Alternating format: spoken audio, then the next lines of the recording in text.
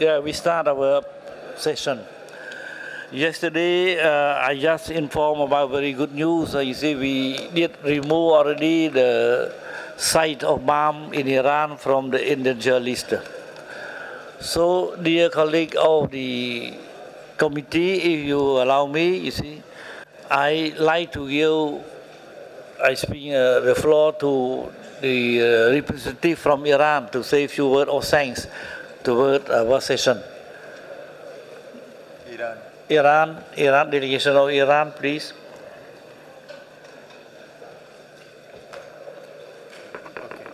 Okay. Delegation of Iran, you have the floor.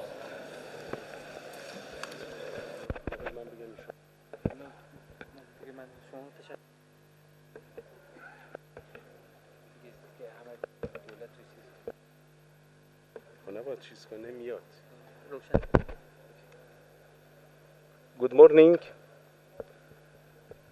Good morning, Mr. Chairman, all committee members and other participation. Thanks for giving floor.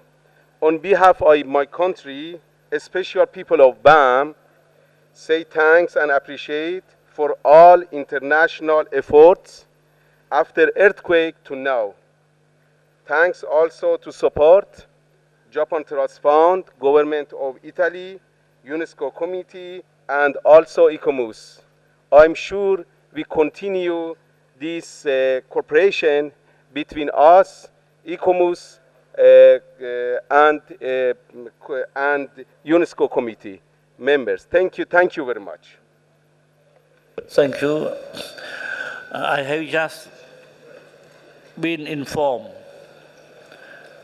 that consultation all still ongoing on the draft decision pertaining to the state of conservation of Abu Mena. And as you know, consultations are also taking place between concerned parties regarding the old city of Jerusalem. We shall come back to this item once agreement has been reached. And now, therefore, I am asking Mrs. Rosler to present item 7A40. Please. Thank you very much, Mr. Chair. This item is in section 2 of your document 7A ad on page 75 to 76 of your document in the English version and in Annex 1. You may recall that at the 35th session, the World Heritage Committee amended paragraph 183 of the operational guidelines. So to formally adopt, when considering the inscription of a property on the list of World Heritage in danger, a so-called desired state of conservation for the removal of the property from the danger list. This was already discussed at the orientation session on Sunday. This desired state of conservation is a defined state of conservation that a property must reach in order to demonstrate that it is no longer threatened by serious and specific dangers. And as you have just done yesterday, you removed the property from the danger list, the site of BAM in Iran, actually because it reached its desired state of conservation. Now, we prepared this guidance document, which you have in Annex 1 to your document 7A ad, which is intended to enable the committee to take informed decisions regarding when a property should be removed from or retained on the list of World Heritage in danger. The World Heritage Center and the advisory bodies are actively supporting state parties concerned with properties on the list of World Heritage in danger to develop such desired state of conservation for most of the properties, including during missions. However, in some cases, the development of this desired state of conservation is delayed by the need of establishing baseline data on the property's values. The World Heritage Committee also requested the World Heritage Center and the advisory bodies to prepare clear modalities and guidance for the drafting of this very important document. And as you can see in your Annex 1, it also provides some examples which may help the stakeholders and especially also the site managers in working with us on these documents. You can find it on page 77 of the English version, page 81 of the French version, and you have in front of you Decision 7A40. Thank you very much, Mr. President.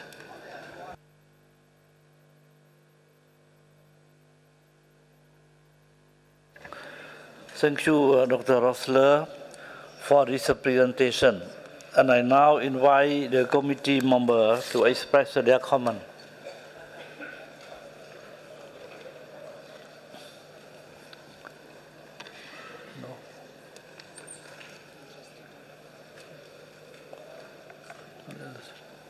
So I see no more comment. I'd like to give the floor to the Secretariat and the advisory body, should they want to add anything before the adoption of the draft decision.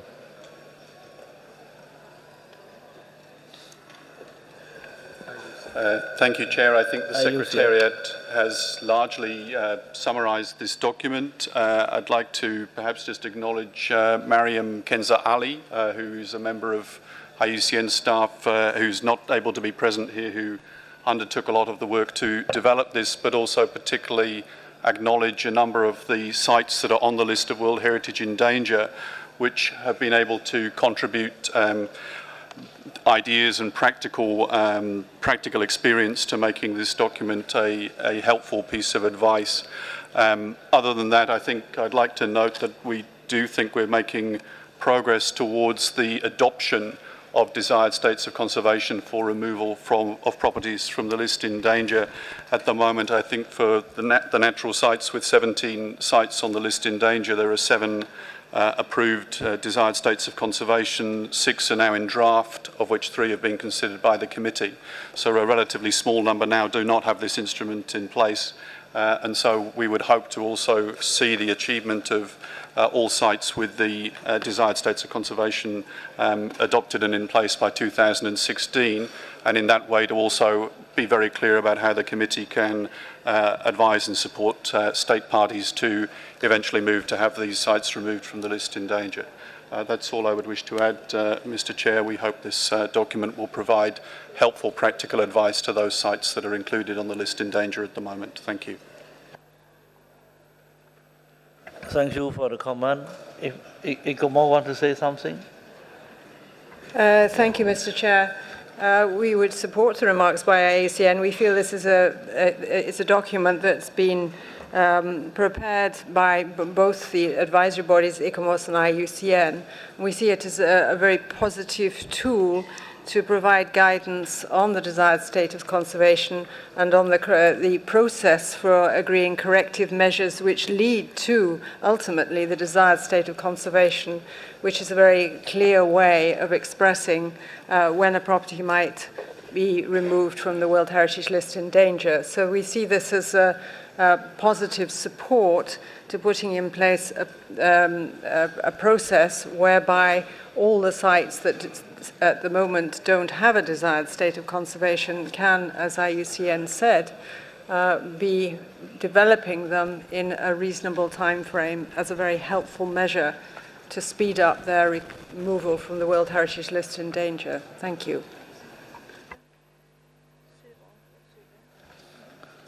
Thank you. If there is some more comment,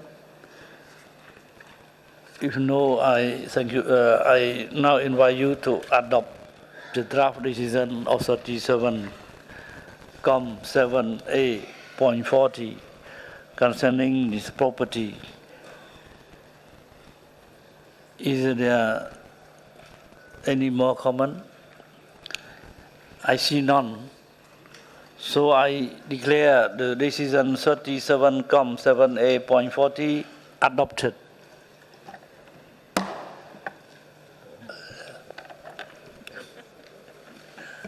Now we go to this suspension.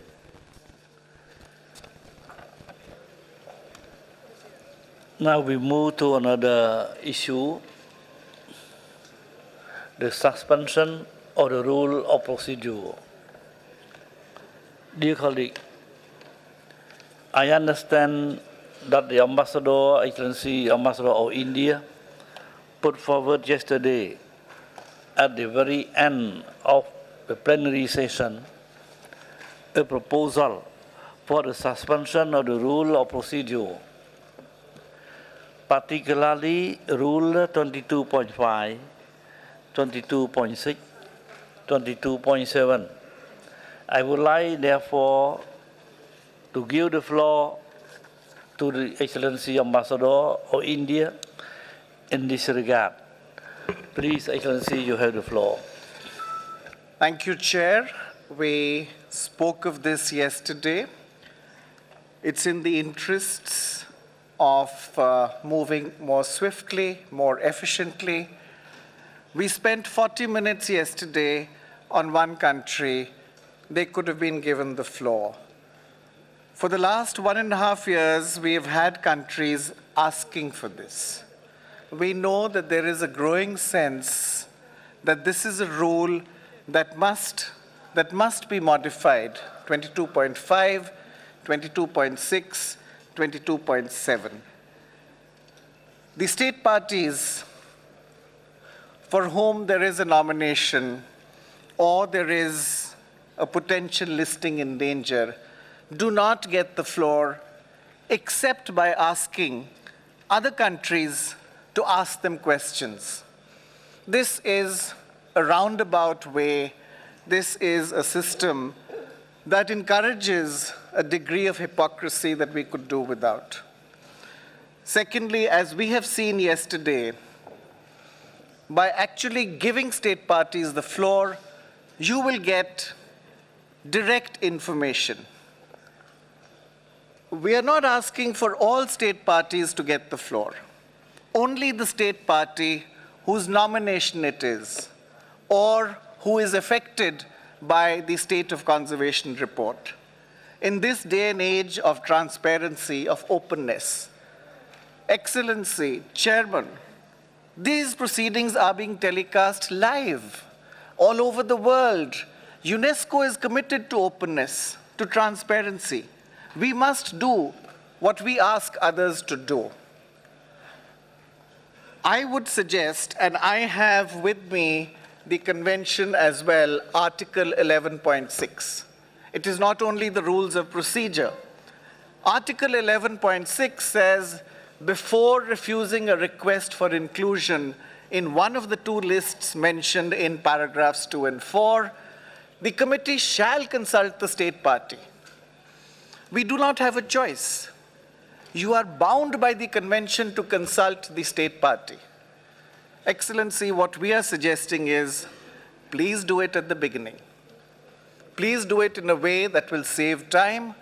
Allow the state party concerned, not any other state party, to take the floor, to explain its position.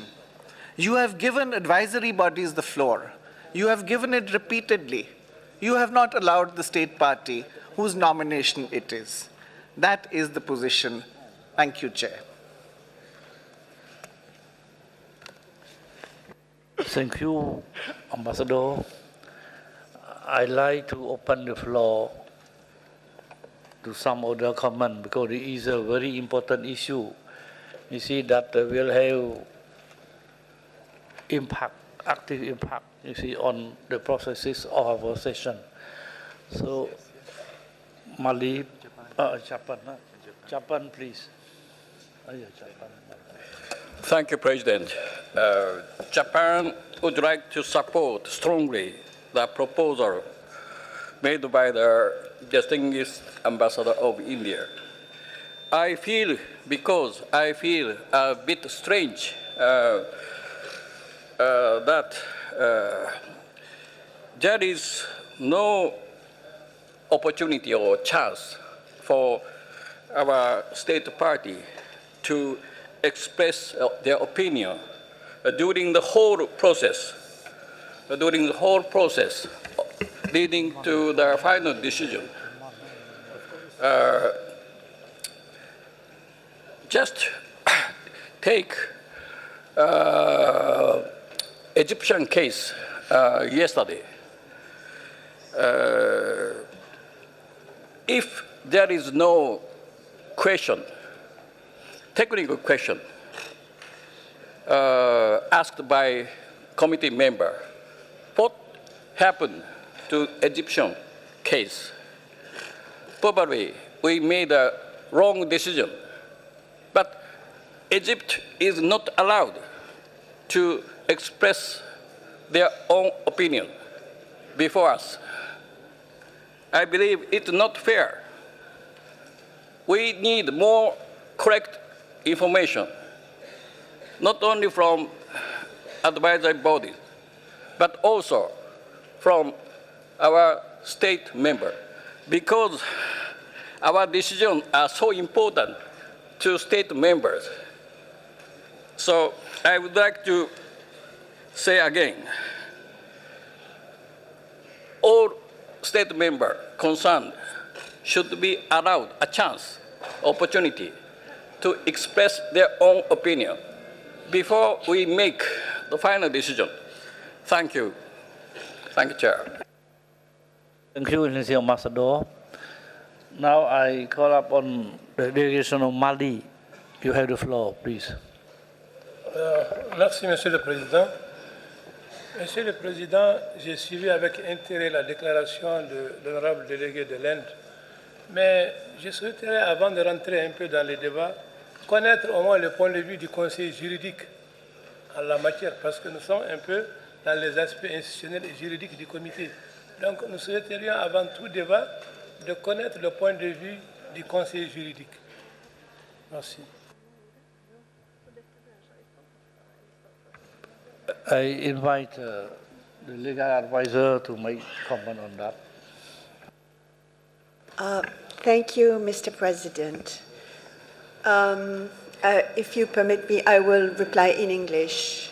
As a matter of procedure of the committee, there are procedures for suspension and for amendment of the rules.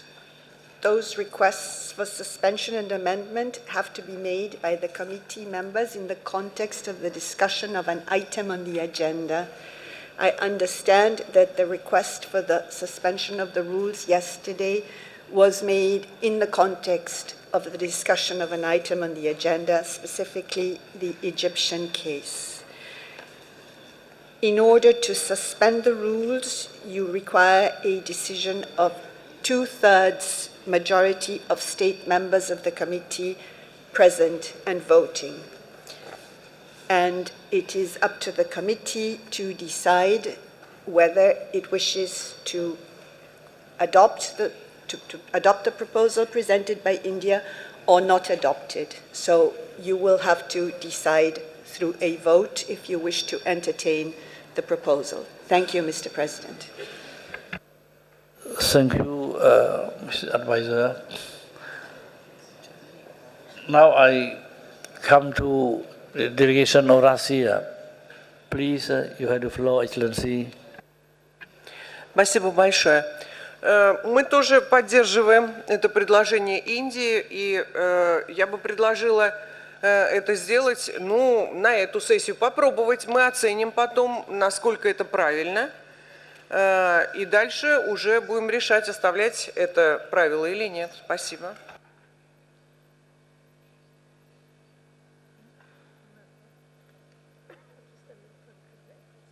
Thank you, Ambassador. I now call upon the delegation of Senegal, please.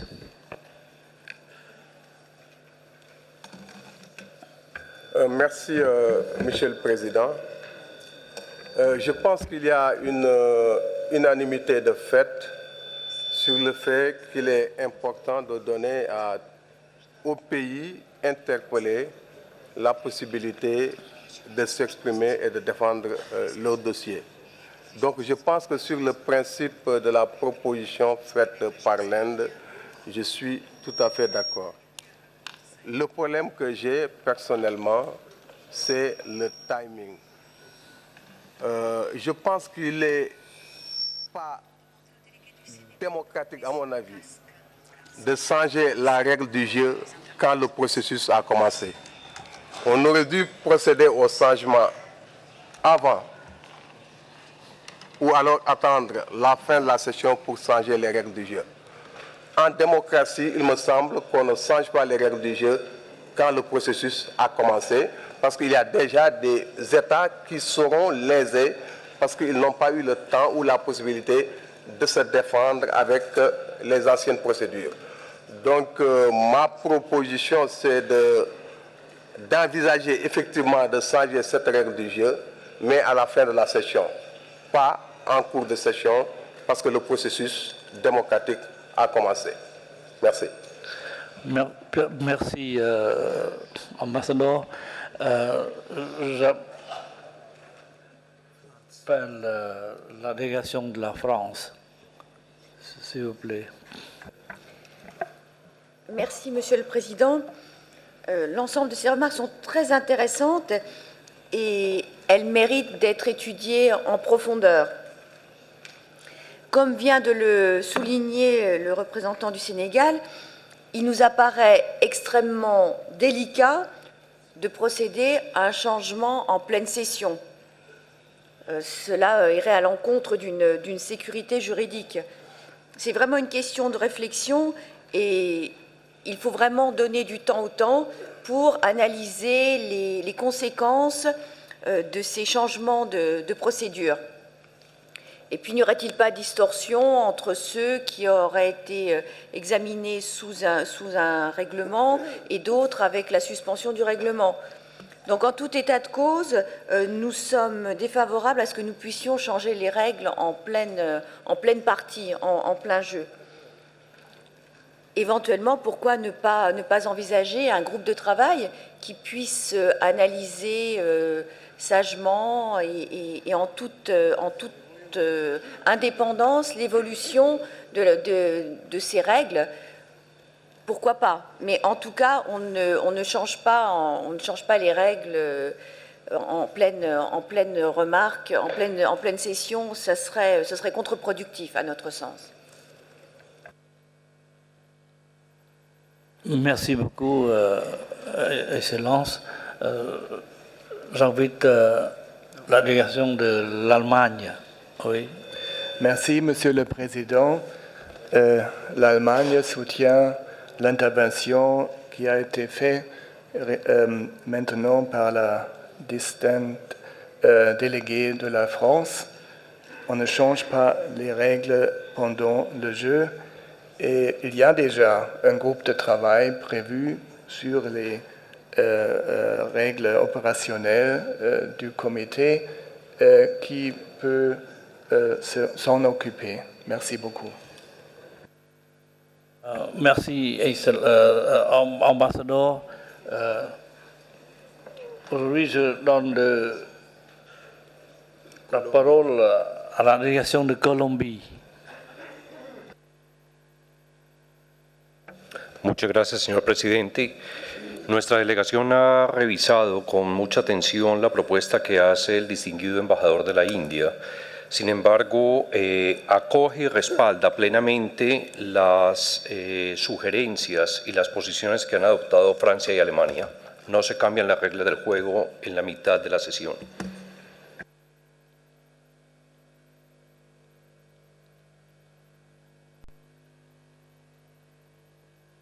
Oui, je demande la délégation de Qatar de prendre parole. شكرا سيدي الرئيس.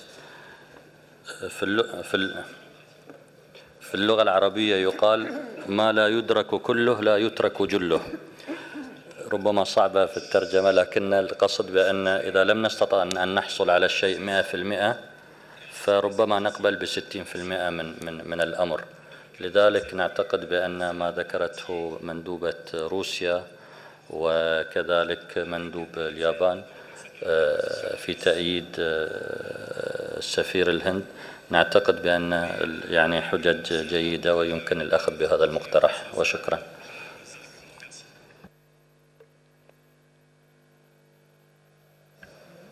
Merci beaucoup, ambassadeur. Aujourd'hui, c'est l'Algérie qui a la parole. Merci, Monsieur le Président. L'Algérie soutient entièrement la proposition de l'Inde sur le plan du fond. Il est essentiel et nécessaire de donner la parole aux États parties qui ont des dossiers à défendre et notamment les dossiers sensibles qui nécessitent des explications de la part de l'État partie. Il est très gênant à chaque fois que la parole soit donnée à un État partie par le président sous condition. Les règles de transparence l'exigent et les règles de, comme on dit certains, de la démocratie exigent que quelqu'un puisse se défendre lorsqu'on lui reproche certaines questions. Et nous avons eu des exemples d'États partis et qui ont donné des explications, qui ont changé le cours des choses et les décisions ont été modifiées. Donc nous sommes entièrement d'accord sur le fond. Sur la forme, nous pensons que ce n'est pas le moment de bloquer les travaux du comité alors que nous arrivons à l'essentiel de nos travaux. Nous pensons qu'il faut cependant régler cette question à cette session, lors de cette session. Je demanderai, Monsieur le Président, s'il est possible de demander à la conseillère juridique s'il est possible de reporter cette question au point sur la révision du règlement intérieur qui est inscrit à l'ordre du jour des travaux de ce comité. Merci bien, Monsieur le Président. We see if the advisor would like to respond to the question. Yes.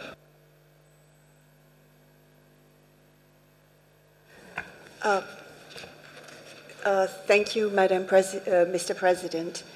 There are two separate things. One is the discussion on the document on the question of the amendment of the rules of procedure of the committee and the adoption of possible new rules of procedure for the committee, which entails a revision of all your rules, which is a revision that you do in the context of all committee meetings. This is a separate proposition. It is a request for an amendment, a request for a suspension of the rule under Article 52 of the rules, which means that the committee may suspend the application of any of the rules except when they reproduce provisions of the convention. So there are two separate procedures, and it's for the committee to decide whether it wishes to discuss everything in the context of the amendment of the rules or whether it wishes to suspend the rule for the purposes of this particular discussion. I hope that is clear. Thank you. Thank you, Mrs. Advisor. I think we still have South Africa who would like to take the floor. Please. South Africa, yes. Thank you, Chair. I also support it's not working. The recommendation by India to suspend. In fact, what Russia said afterwards makes sense because they were saying, let's try it out for this session to suspend and see if it works. And if it doesn't work, then we don't continue with it. Yesterday, I saw some of the sites discussed here. And many state parties, even state parties, even observers that are not state parties were asked to make their opinion. But the state party that was involved never did. So I think in order to have some uniformity, if it's standard that on any occasion the state party will be asked, and we try it out on this session and see if it works or not. So when the legal advisor explained about suspension and an amendment, I think the suspension allows us to study whether this will work or not. And when India made their recommendations, they talked mostly about the time wasted. We'd be able to observe whether we have saved time, what are the the results of this. Thank you. Thank you, Excellency. Now I would like to invite the delegation from United Arab Emirates to take the floor, please.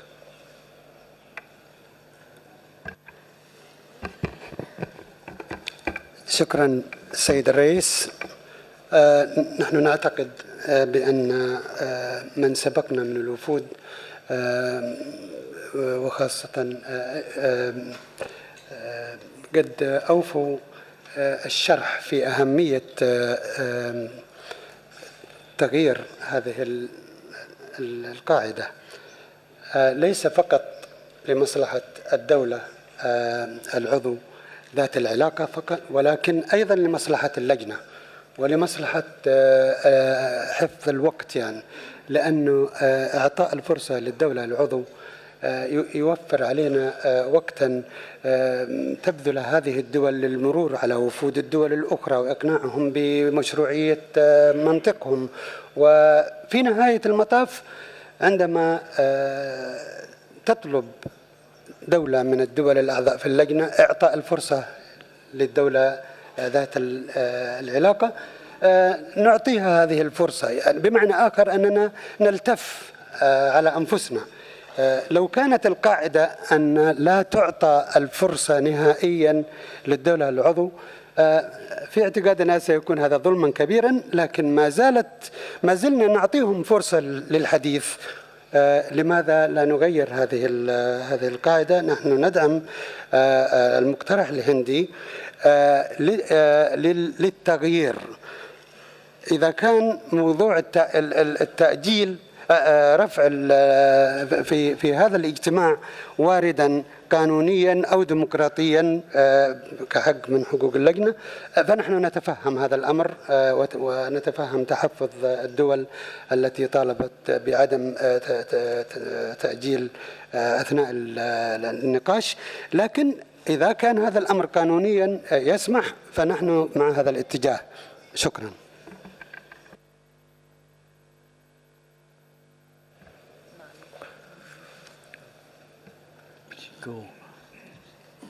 Merci la délégation de UAE. Aujourd'hui, j'invite la délégation de Mexico pour prendre parole. Muchas gracias, señor presidente.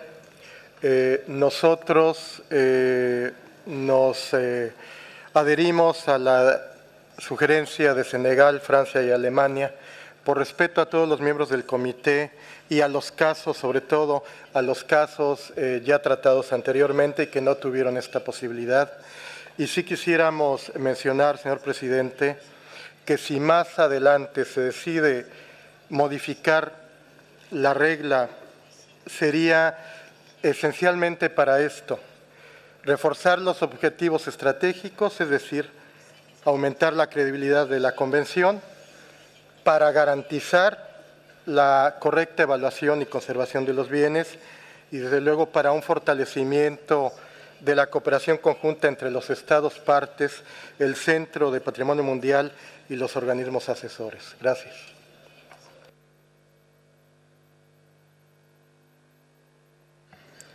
Merci beaucoup la délégation de Mexico. Aujourd'hui, j'invite la délégation de Irak, please.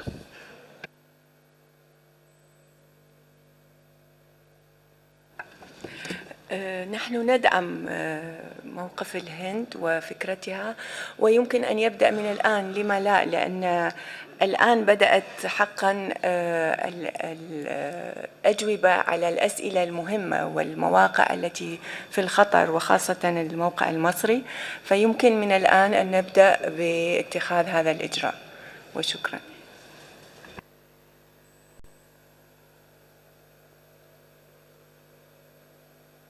La parole est donnée à la délégation de Estonie.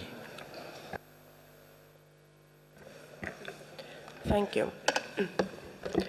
Estonia is of opinion that these three rules of procedure that India has put forward for suspensions are indeed essential for our work, because the aim of these 3 rules of procedure is to avoid the conflict of interest. And this is something that we should take great care here in our committee. It's important to guarantee the impartiality and the neutrality of the evaluation system. And our rules and our operational guidelines aim to do just that. And if we were to suspend these rules of procedure, we would send one message, that would be that it's okay for the committee to bend its own rules. And the second message is that it's okay for the state party to plead its case. So why do we have this evaluation system then? In the framework of that, there are opportunities for giving extra information that can be evaluated. But if a lot of new information is given here on the spot at the committee meeting, we need to be aware that it's not possible to really evaluate it. Thank you.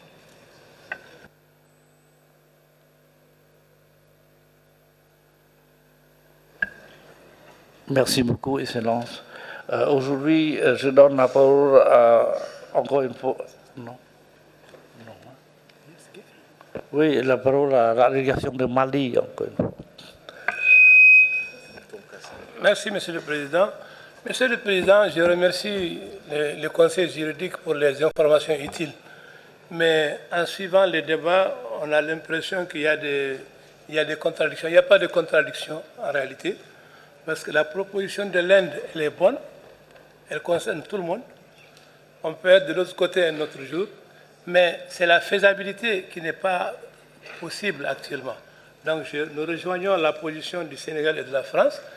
Et je dirais qu'il y a d'ailleurs un cadre, si vous voulez, de réflexion pour la révision de ces articles-là. Il s'agit essentiellement du groupe de travail sur les opérations guidelines. Donc il y a un groupe de travail qui réfléchit sur ça. Pourquoi ne pas demander, le comité ne demande pas à ce groupe de réflexion de se réfléchir spécifiquement sur cet élément et qu'on en débatte en fin de session, comme l'Algérie l'a proposé.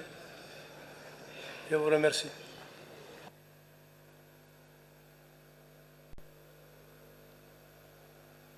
I give the floor again to India. Thank you, Chair, for your kindness. I just want to clarify, we're not talking about the operational guidelines. We're talking about the rules of procedure. The working group which is being set up is for the operational guidelines. We are talking about the rules of procedure, and the two are completely different. The second issue, and the legal advisor clarified it, and maybe she can clarify it again, that the committee makes its own rules of procedure. It has the power to suspend. This has been used before. Rule 52. Number 3. The Honorable Chair, in his wisdom, in his kindness, does give state parties the floor. We're only asking for that to be formalized and not through a series of questions, technical, non-technical. Eliminate the lobbying, eliminate the hypocrisy. Let the state parties take the floor. Give it to them for a defined period of time, for 2 minutes if it pleases the chair, for 3 minutes if it does, but do it. You give advisory bodies the floor. You give them the ability to make PowerPoint presentations, talk about it, talk repeatedly. You ask the Secretariat to talk. But the state party whose nomination it is, you are not giving them the chance. You're asking them to lobby. You're asking them to go behind the floor. That is not correct. So all I'm saying is that yes, you will change. Firstly, let us not confuse the rules of procedure with the operational guidelines. Secondly, it is possible to do so. It is provided for it. Thirdly, you will save time. Fourthly, you will have a cleaner, more transparent system, which is what we're asking for. Excellency, If there is a consensus on it, so be it. If there is no consensus on it, well, we will move forward, we will waste time, we will keep asking members of the committee to ask questions on behalf of the state parties. The choice is yours. Thank you, Chair.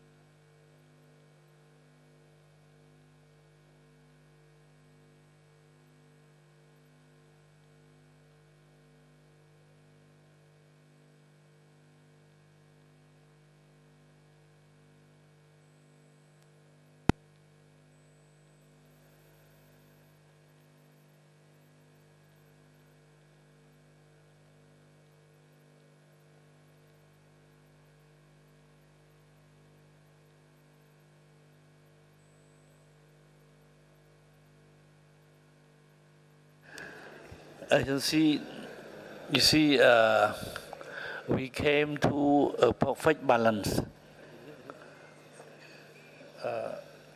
15 delegations did take the floor, 7 are positive, and 7 are negative, and 1 is not clear.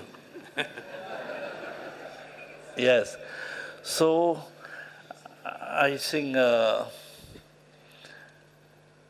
like to commend Excellency the Ambassador of India, you see, to take initiative to raise a very important, I think, amendment proposed to the committee. But according to the discussion we made, you see, we can see that there is a extremely important issue that maybe we need more discussion, you see, to understand in depth, you see, the consequence, the negative consequence or the positive consequences of the change of the amendment. And we notice also that in the agenda and the timetable, you see, there is the item 11 already mentioned, you see, in the agenda about the revision of the procedure. Yes. So I can see 2 options. Maybe we can discuss the item at the item 11 of, I think, schedule already in the agenda, or we can discuss within a working group, you see, to more to understand more about, you see, the importance of the proposed amendment. So the 2 options can be, and we will make decision, you see, in maybe the current 37 session, because we still have 8 days, 9 days, you see, before us.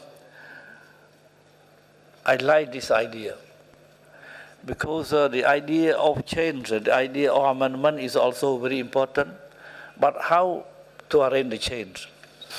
Some people think that it should be, you see, the intervention of the state party concerned concerning the proposal of inscription by the end of the debate, only one time and for the limited duration, for example, 2 minutes or 3 minutes.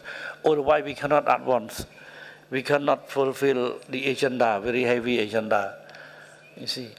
So, but this idea cannot be decided, you see, even I think after listening to the discussion, we come to some idea, but I like that this should be discussed in the item 11, or this should be discussed in more detail in the working group, because we maybe think better to avoid the vote, the 2/3 of vote. Yes. we can get compromise. Now, from both sides, we can see the importance of the substance raised. Maybe we can refer to the item 11, or we can refer to Senegal, please. Senegal, you have the floor again. Merci, Monsieur le Président. Je pense à regarder la réaction de la salle et les différentes interventions. Il est évident que l'honorable représentant de l'Inde a soulevé un gros lièvre. Ce lièvre-là, il faudrait qu'on s'occupe de lui. À partir du moment où on a l'opportunité, au point 11, comme vous le dites si bien, d'en discuter, je suggère que par consensus, qu'on le fasse, on gagnera du temps et on le fera avec beaucoup plus de sérénité.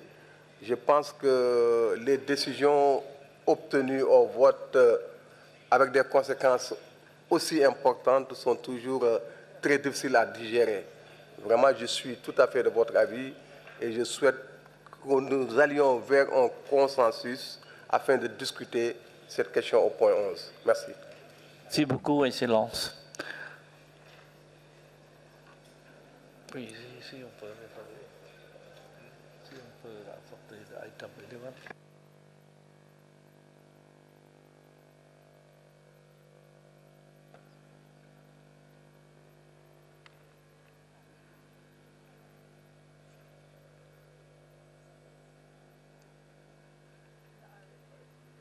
Yes.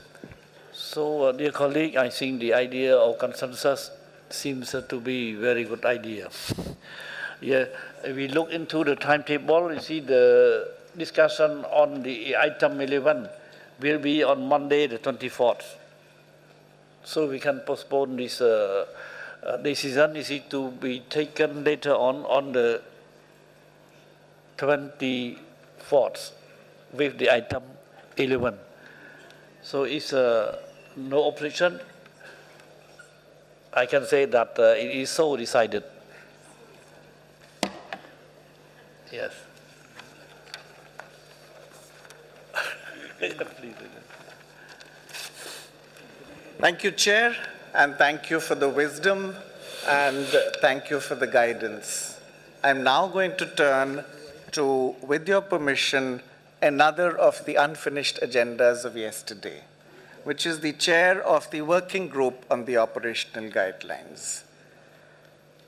Honorable Chairman, I recommend that my good friend, Mr. Imhoff, with whom I am very good friends but disagree on everything, become the chair of the operation group on the working group on the operational guidelines. He is best fitted for this. He has served as a diplomat across continents, including in this part of the world.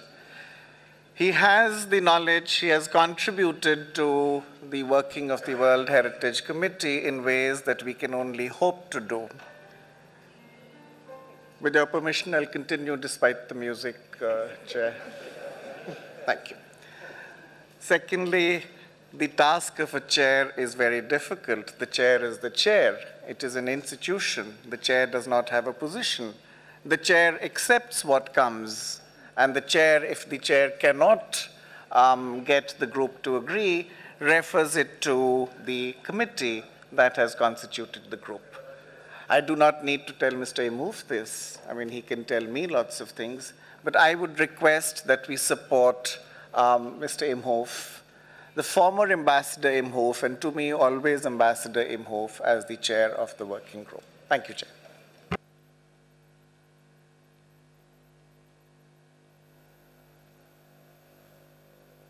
So, Excellency, this means that you withdraw the proposal? Excellency, you have put in 3 words what I said in 30. Thank you. Thank you. Thank you, sir. So, there will be no meeting of the working group, of the... There will be a meeting today at 12:30. Yeah.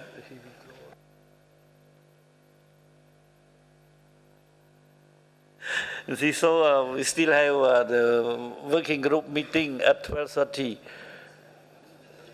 Yes.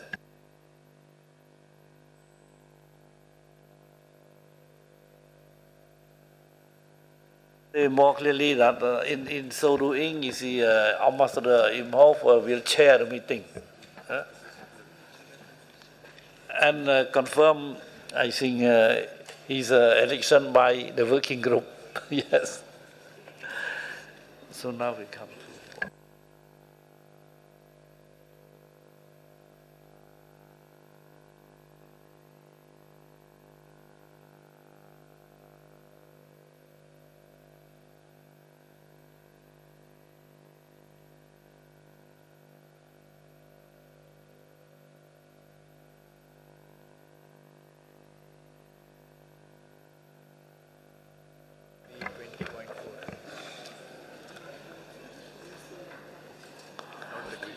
Dear colleague, as for the examination of item 7A on the state of conservation of property inscribed on the list of World Heritage in danger, we will discuss first the report concerning the natural property inscribed on the World Heritage list, followed by the mixed and the cultural property.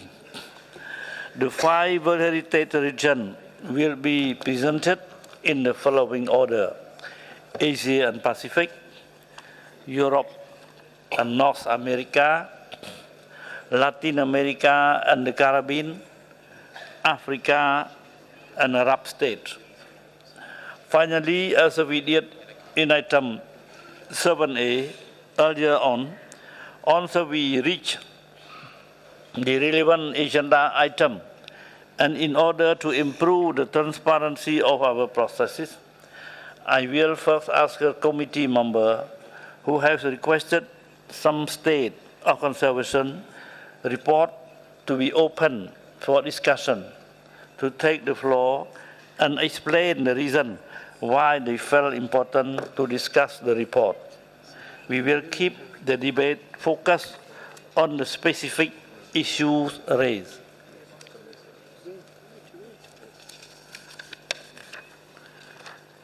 Before we start the examination of the State of Conservation report, I would like to give the floor to Mr. Guy Dibonnet, Chief of the Special Project Unit of the World Heritage Center, to present an overview of emerging trends and general issues related to the state of conservation of World Heritage property.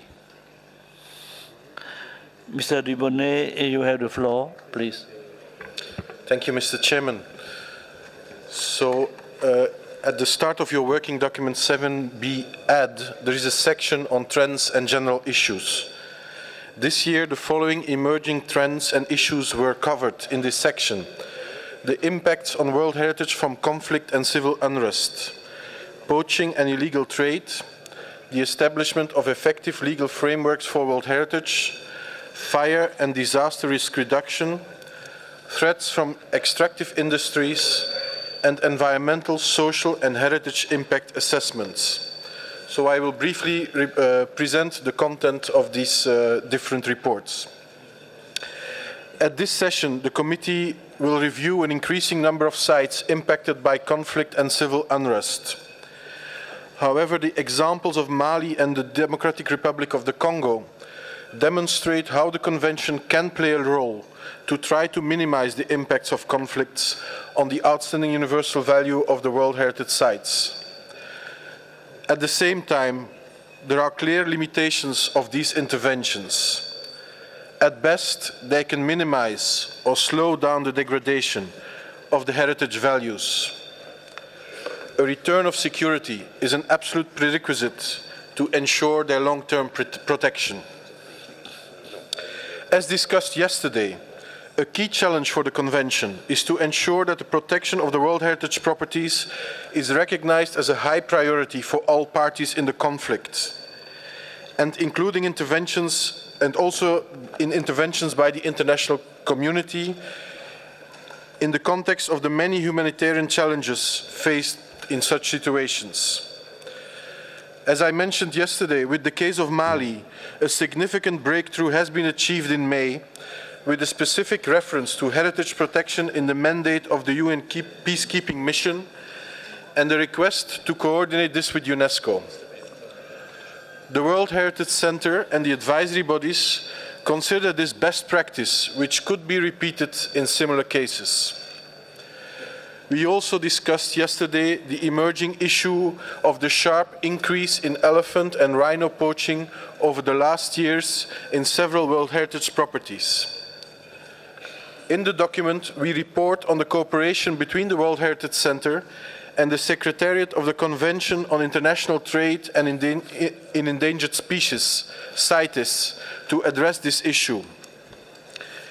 The World Heritage Center has received a message from the Secretary General of the CITES Convention, which he requested us to bring to your attention. So with your permission, I will briefly read that short message. Yes, please. So this is the message from Mr. John Scanlon, Secretary General of the Convention on International Trade in Endangered Species of Wild Fauna and Flora. The CITES Secretariat is regrettably unable to be present in person at your 37th session, but welcomes the efforts of the World Heritage Center to draw attention to the issue of the illegal killing of rhinos and African elephants and the illegal international trade in their products. The links between CITES and the World Heritage Convention are well explained in the section Poaching and Illegal Trade of the working document. Following discussion between CITES and the World Heritage Convention Secretariat in August last year, the CITES MIC monitoring tool was used to carry out an analysis of the elephant poaching situation at World Heritage properties. The results show that most World Heritage properties in elephant range states are being seriously affected by poaching and that the situation is deteriorating in a large majority of sites. Very recently, we had a case for mutual concerns about the upsurge of illegal elephant killing in the Sangatri National World Heritage Sites in the Central African Republic. The conservation and sustainable use of biodiversity found in World Heritage properties requires concerted management efforts on the ground and a robust framework for regulating trade in any products that are in international demand. CITES and the World Heritage Convention can work in a mutual supportive way to deliver these two requirements. The 16th meeting of the Conference of the Parties to the CITES Convention in March this year charged the CITES Standing Committee, with support of the CITES Secretariat, to explore further options to strengthen cooperation and synergies between CITES and the other biodiversity-related convention. In the light of this decision, the CITES Secretariat hopes that the 37th session of the World Heritage Committee will endorse paragraph 5 of the draft decision. So this is the intervention of Mr. Scanlon, the Secretary General of CITES. In terms of legal frameworks, several state of conservation reports indicate that unclear legal frameworks and the overlapping of authorities and mandates for World Heritage properties hinder the efficiency of legal protection.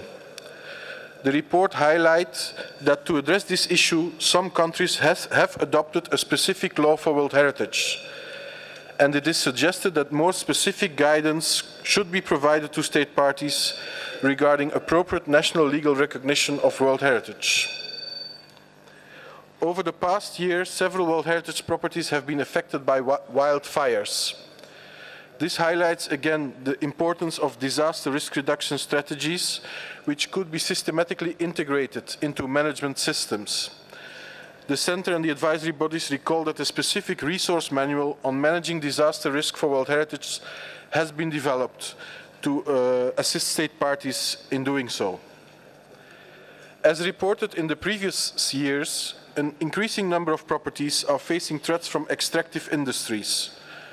Also at this session, the World Heritage Committee is reviewing several cases. In September 2012, the Africa World Heritage Fund organized a conference on the issues of extractive industries and World Heritage sites in Africa, under the title Living with World Heritage in Africa. The results and conference suggest that in light of the increasing concerns related to the impact of extractive industries on World Heritage properties, the no-go principle should be rapidly and consistently adopted amongst all stakeholders. The discussions on extractive industries, as well as many other conservation issues related to infrastructure and development projects, highlight again the importance of environmental impact assessments and heritage impact assessments. In its decision 35-12E, the committee requested the World Heritage Center and the advisory bodies to develop guidance to clarify the need for environmental and heritage impact assessments of potential developments which could impact the outstanding universal value. At the previous session, we already reported on the guidance which was developed by ICOMOS on heritage impact assessments, and IUCN has also now prepared a brief advice note on environmental assessments and natural world heritage. The World Heritage Center and the advisory bodies note that more detailed joint guidelines are also needed to provide a comprehensive overview of World Heritage Impact Assessment principles and how the results of these assessments can be successfully integrated into decision-making processes for land use planning. They also highlight the need to develop capacity-building activities on this issue. In terms of guidance on management of sites, the Management Natural World Heritage Manual has been recently printed in English and French with support from the European Union and the Government of the Netherlands. The draft manual on managing cultural properties is under development under the leadership of ICROM and will be available later this year. Following decision 34-7C, the World Heritage Center has also been further exploring the use of remote sensing technology to assess the potential threats to World Heritage properties and to enhance management practices. The working document provides an example on how such technology was used in Afghanistan. And the first international workshop on space technologies for World Heritage was also organized in Beijing in October 2012 by the International Center on Space Technologies for Cultural and Natural Heritage, which is a Category 2 center established under the auspices of UNESCO and by the Chinese Academy of Sciences. The draft decision 37-7 includes recommendations for follow-up of these different trends and issues and can be found on page 12 of the working document 7B Ed and in the English version and page 9 of the English version and page 13 in the French version.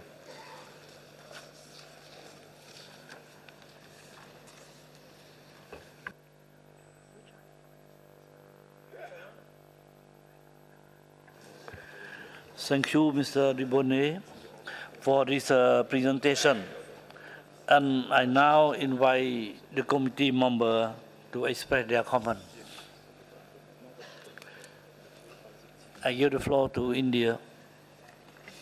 Thank you, Chair. Thank you for your kindness. Respected Chair, I would urge a little more kindness. The document that has been presented to us, after this, we don't need a meeting of the committee. It covers everything from rhino poaching to the UN Security Council. There has to be some logic to it. There has to be some sense of consistency. I will first take the issue of the UN Security Council. In effect, what UNESCO, what the World Heritage Center are asking the World Heritage Committee to do is to tell the Security Council about deployment of forces during UN peacekeeping. I would urge that we look at the document. It says, call upon the UN Security Council to ensure that the protection of World Heritage properties is included in the mandate of UN peacekeeping operations. Respected Chair, I think the Security Council should do its job and the World Heritage Committee should do its job. These are two very different things. We have received a document from UNESCO, which tries to explain the background and reasoning of this rather sort of unusual document that has been presented. But the background to this, the discussions at St. Petersburg and before are about the color of the berets that UN peacekeeping of protectors of heritage are supposed to wear. This is not about deploying UN peacekeeping operations or about defining their mandate. Any such operation has political, legal, financial implications. It's a decision taken in all seriousness by the UN Security Council. I do not understand the logic. Why are we doing this? Why is it that the World Heritage Committee is being asked to take this very unusual step, especially since the UN's own Department of Peacekeeping has pointed out to the World Heritage Center or to UNESCO that this is something that is not possible. This is something which is taken up by the UN Security Council. Let us not embarrass ourselves. Let us not embarrass UNESCO. Let us stick to our mandate. Thank you, Chair. I would urge that that paragraph be deleted in its entirety. Mr. Ribonnet, if you have comment? No, huh? No. Well, no need. No comments. Thank you for your comment. So we ask for comment. No? No more. I see no more comment. Yes. I can see the ambassador of Russia. Уважаемые коллеги, Российская Федерация полностью поддерживает сказанное Индией, поскольку считаем, что главную ответственность за сохранность объектов всемирного наследия должна нести страна, на территории которой находится это наследие. И это наша принципиальная позиция, которая отвечает полностью букве и духу Конвенции 1972 года. И мы считаем, что международная организация, такая как ЮНЕСКО, не должна заниматься этими вопросами. Спасибо.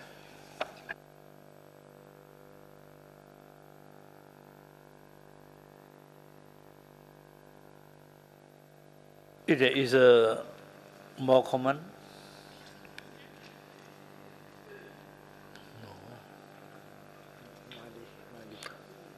Mali, please. Merci, Monsieur le Président. Monsieur le Président, je voudrais rappeler une réflexion que nous avons eu à faire hier. Parce que, en ce qui concerne l'état de conservation des biens, des sites du patrimoine mondial, il y a des raisons, comme je l'avais dit hier, des facteurs endogènes que les États partis ne maîtrisent pas et qui ne relèvent pas directement de l'État parti. Je parle spécifiquement des États partis qui sont en état de conflit. Donc il y a des éléments qui ne dépendent réellement pas de l'État parti pour ce qui concerne l'état de conservation de leurs biens. Il y a des conséquences de ces conflits sur le bien. Et j'avais demandé à ce qu'au moins quelque chose soit retenu par rapport à ça. Une réflexion soit menée par rapport à ça. Parce qu'il y a des facteurs exogènes que l'État parti ne maîtrise pas et dont il n'est pas aussi responsable.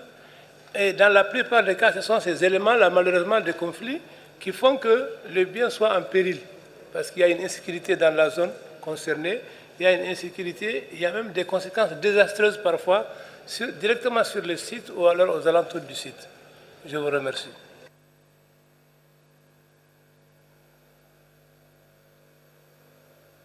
There is still comment.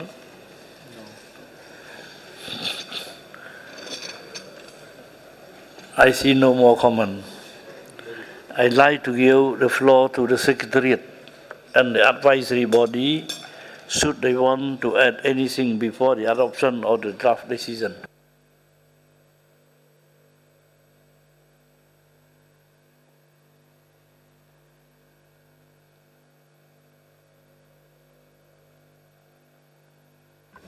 The only point I wanted to raise here is that yesterday in the discussion of the DRC sites, it was mentioned that in May, end of May this year, the Security Council decided to include, in the case of Mali, the issue of the World Heritage Sites into the mandate. And it was mentioned there that this was a great success and a great breakthrough for the convention. So in the case of the DRC sites, this has never been possible to do so, and that's why there was the proposal to build on the very positive experience of Mali and see if this could be done in other similar cases. Thank you. Please. Thank you, Chair. I would suggest we not get confused. It is, as pointed out, the UN Security Council that decided, not the World Heritage Committee, to deploy peacekeepers or to deploy forces in Mali. The case is profound. It is genuine. But this is not the place. And you cannot bring an omnibus resolution which says in peacekeeping operations, if there is a specific instance in Mali, in the DRC, the Security Council can, and it does, take action. Please let us not preempt this. This is a case of overreach. This is a case of vastly going beyond the mandate of UNESCO and of the committee. This is extremely dangerous, and it is something that should be scotched at this point itself. This is not to underestimate the dangers. This is not to underestimate the potential of civil unrest to damage World Heritage sites. But this is not the way to do it. This is not the place. Thank you, Chair. Yes. Any more comment, please?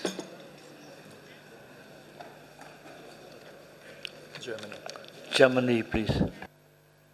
Thank you, Mr. Chair. Well, Germany is not a member of the permanent member of the Security Council like India, although we would like to become. Still, we are not talking for the Security Council here. But I think maybe it's the Ambassador of India is right to call upon the UN Security Council. I mean, is maybe a bit going beyond our possibilities, but I think we could say we could take on board what just the representative of IUCN has said, that we appreciate that the UN Security Council included World Heritage sites in the case of Mali into the mandate of the peacekeeping operations. And we would appreciate if in other sites, relevant sites, this would be done as well. I mean, we don't call upon him, but we appreciate what he has done, the Security Council, and we express our wish that this would be in relevant cases done again. Thank you. So if we have more comment about that, this is a very important issue. Colombia, please. Gracias, señor presidente. Nuestra delegación respalda plenamente lo que ha dicho la delegación de Alemania. Gracias.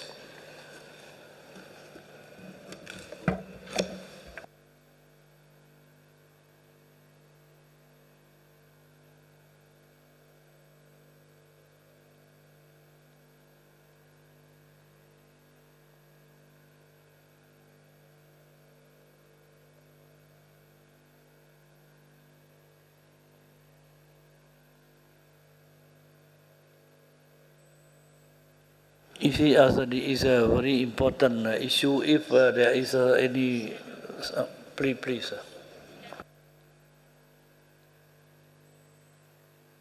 Уважаемые коллеги, для того, чтобы нам, наверное, не тратить много времени на этот вопрос, Можно было бы создать маленькую рабочую группу, и, может быть, вот представители Германии и представители Индии согласились бы действительно отметить вот положительный эффект, наверное, миротворческой операции, принятой по решению ООН в Мали и в Конго. Но вот всю эту резолюцию, я считаю, что мы не должны ее принимать. Она действительно обо всем, и непонятно, причем тут ЮНЕСКО, в принципе, потому что в любом случае это решает Совет Безопасности, исходя из материальных, финансовых ресурсов, обращения страны, а не обращение иной международной организации, которая будет призывать что-то защищать. Особенно в период военного конфликта достаточно цинично звучит защита наследия, когда гибнут люди. Поэтому я предлагаю вот не базироваться на этом предложенном проекте решения, а сделать очень короткое, правильно вот отметив и поблагодарив ООН за эти усилия. Спасибо.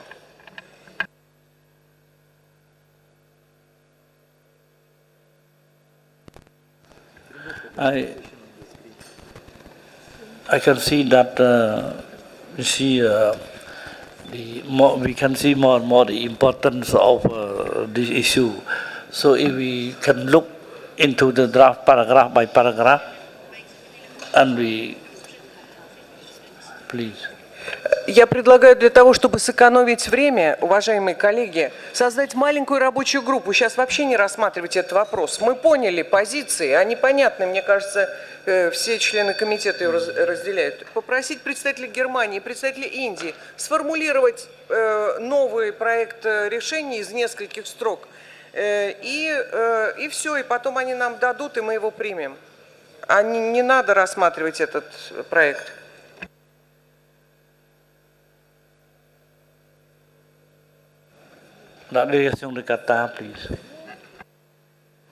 شكرا سيد الرئيس.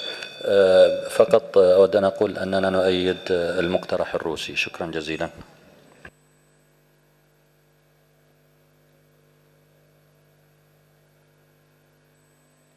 If there is no more comment, we can accept we can accept the proposal from Russia. Okay. No. Mexico. Mexico, please. Muchas gracias, señor presidente. También nosotros apoyamos la propuesta de la Federación Rusa. Nada más quisiera comentar que valdría la pena que este comité tomara en cuenta, en aras de los trabajos que hemos realizado también todos, de la implementación y la relación conjunta con otras convenciones de la UNESCO. Me extraña por qué no estamos tomando en cuenta aquí la Convención de 54 de conflicto armado.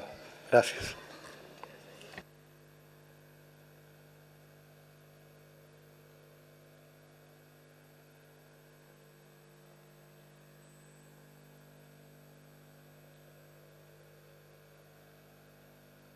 I fully agree with the idea raised by Mexico.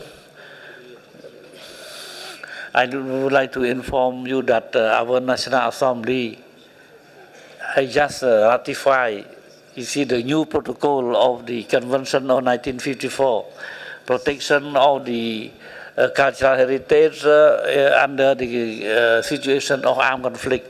Yes.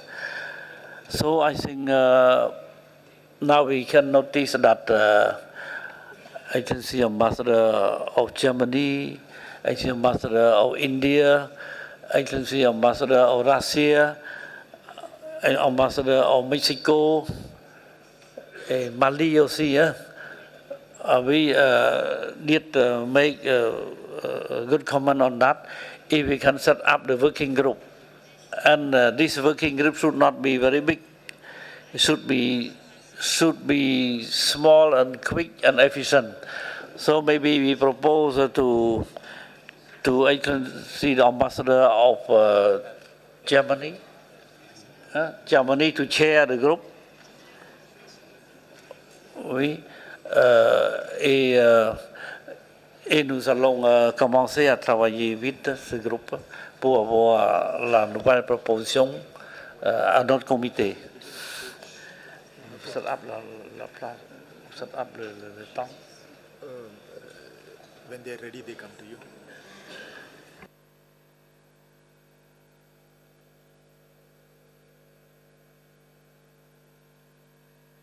So maybe we propose like this, agency ambassador of Germany, you call a meeting between, I think, this group. And when you get the result, please inform the president about the result of the discussion.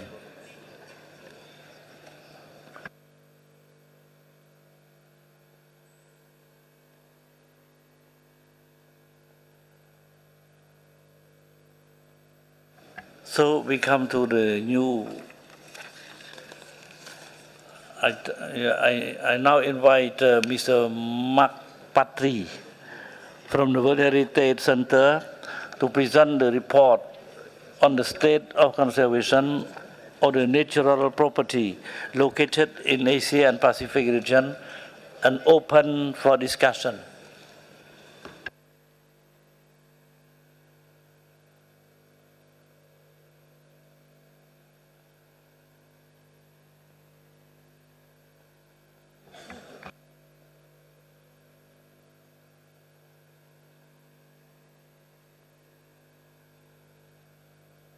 Thank you, Chair.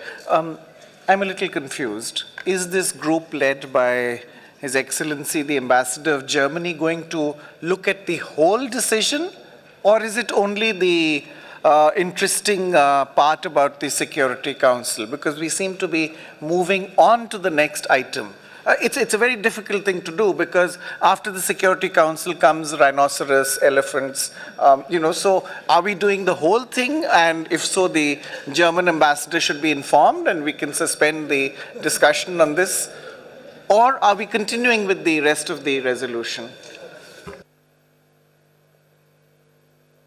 You see, we did ask to go on the screen paragraph by paragraph, but Her Excellency Ambassador of Russia,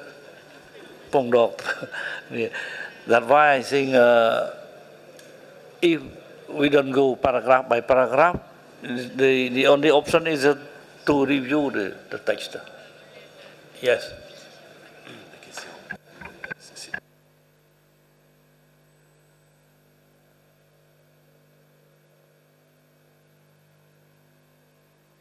Уважаемые коллеги, мне кажется, что нам не стоит тратить в зале время для того, чтобы всем вместе вести эту литературную работу и обрабатывать вот этот проект решения.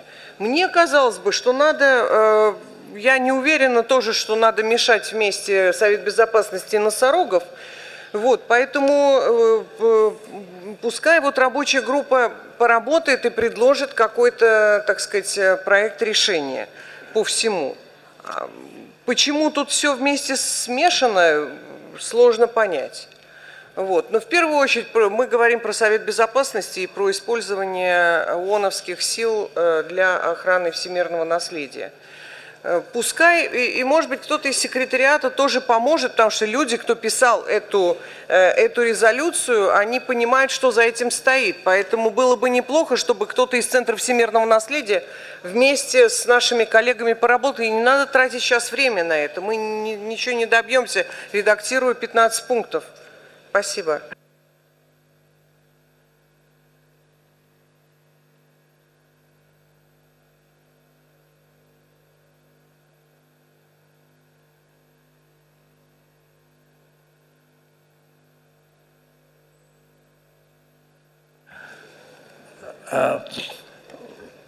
Oui, nous sommes d'accord avec la proposition de l'ambassadeur de la Russie.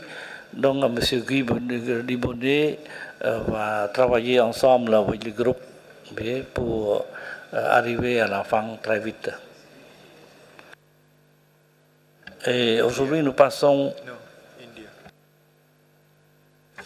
Chair, with your permission, could we ask Mr. Debonnet to first clean up the text? Because the confusion came obviously from him or the World Heritage Center. We cannot work with so much. So let the Secretariat prepare a cleaner, simpler draft which covers a limited number of items, and then His Excellency the Ambassador of Germany can take over the group. Thank you, Chair.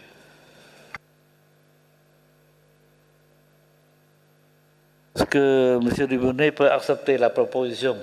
Oui, le secrétariat. Oui, le secrétariat, oui.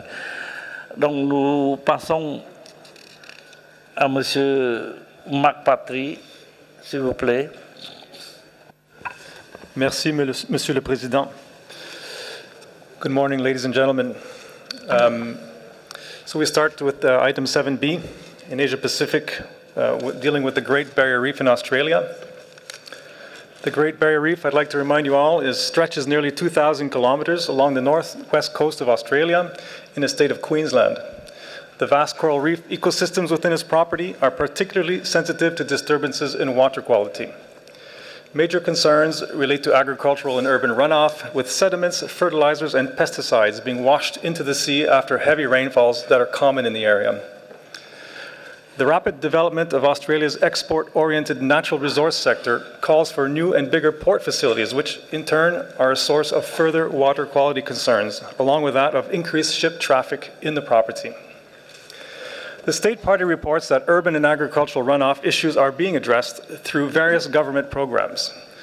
The World Heritage Center received new information after the initial State of Conservation report was distributed to the committee members, in which the State Party indicates that the report card on water quality had been received and indicated a slight improvement in water quality.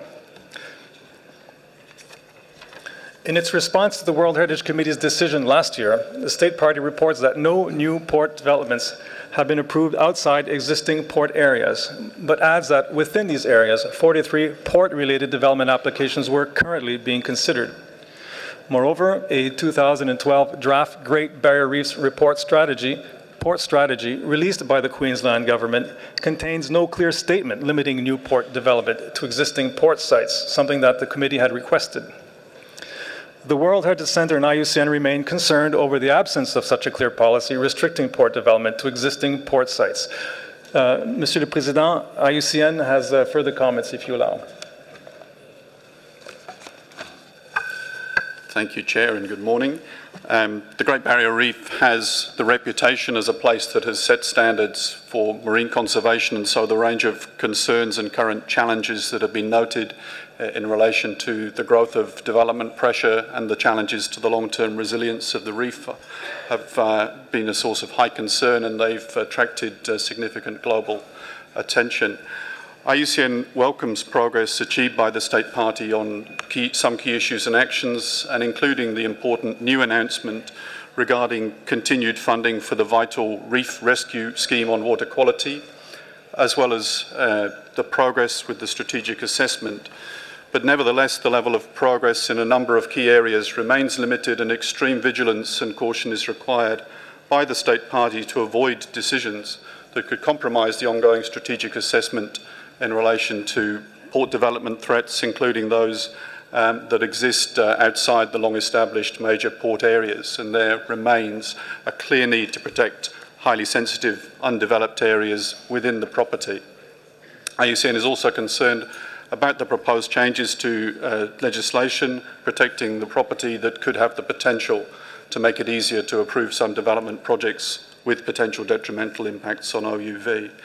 And so the draft decision therefore recommends that the committee continue to request continued progress and to consider inscribing the property on the list of World Heritage in Danger at its next session, the 38th session in 2014, in the absence of substantial progress to resolve the threats to this globally iconic site. Thank you, Chair.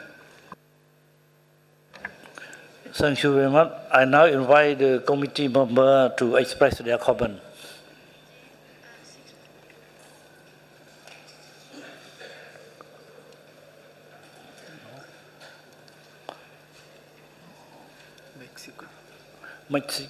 Mexico, please. Muchas gracias, señor presidente. Estamos plenamente de acuerdo con la información que han dado el Centro de Patrimonio Mundial y el organismo asesor. Sin embargo, creo que sí valdrá la pena también tomar en cuenta que el gobierno de Australia ha estado haciendo un trabajo en sus posibilidades puntual para el programa de rescate de esta gran zona que está repartido y contemplado para los próximos 4 años. Asimismo, han llevado a cabo un segundo informe de resultados del plan de la barrera y de las 23 acciones que nosotros entendemos que se han solicitado, se lleven a cabo, se han cumplido hasta ahora 7. Por eso quisiéramos nosotros hacer un reconocimiento al Estado parte por ese esfuerzo que está haciendo para la recuperación de este importante sitio de patrimonio natural.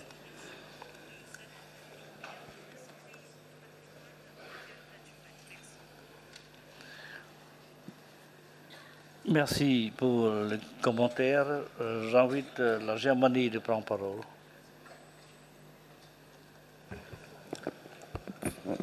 Thank you, Mr. Chairman. The Great Barrier Reef is for sure one of the most iconic sites on the World Heritage List, and the committee has always recognized the high quality of management on this site. And we certainly welcome financial commitments and progress which has been made. However, quality site management does not in all cases ensure that external threats or decisions taken outside the management authority do not negatively impact on OUV. So to ensure protection on large sites such as the Great Barrier Reef and others, a joint approach on all levels of government and all levels of interaction is urgently needed. So we're looking forward to see, we know that there is a draft, there are changes to the text, we might intervene to that on a later stage, but we would like to see a firm decision of the committee on that important case. Thank you. Thank you for the comment. I now invite Franz to take the floor. Yes.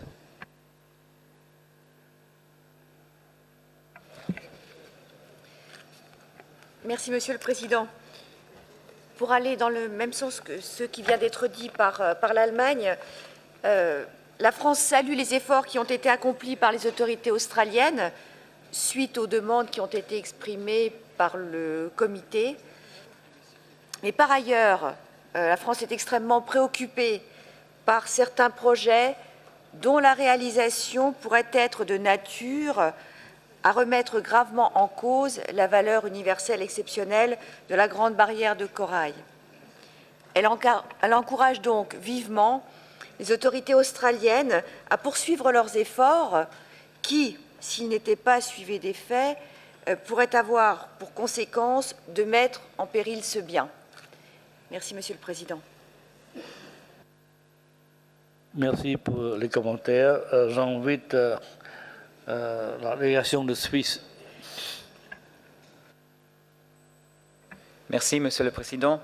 Nous allons aussi soutenir nos collègues allemands et la France en soulignant les efforts de l'État australien aussi sur ce site très complexe qui est géré d'une façon remarquable, mais en soulignant notre préoccupation surtout au niveau du développement côtier qui est une menace qui peut être gérée dont on attend aussi un engagement de l'État sur ce développement. Merci. Merci pour le commentaire. Je donne la parole à l'Algérie, please. Merci, Monsieur le Président. Donc l'Algérie ne peut s'empêcher donc de saluer les efforts déployés par l'État partie et exhorte cet État donc de poursuivre ses efforts pour réduire considérablement donc les menaces qui pèsent sur ce site. Merci. I now give the floor to Serbie. Thank you, Chairperson. We would like also to acknowledge the progress that State Party made, but also we are concerned because, as we are aware, 50% of the coral reef is lost. So there are so many complex threats, and we should continue to force especially development. So we would like to support what Germany, France, and Swiss said.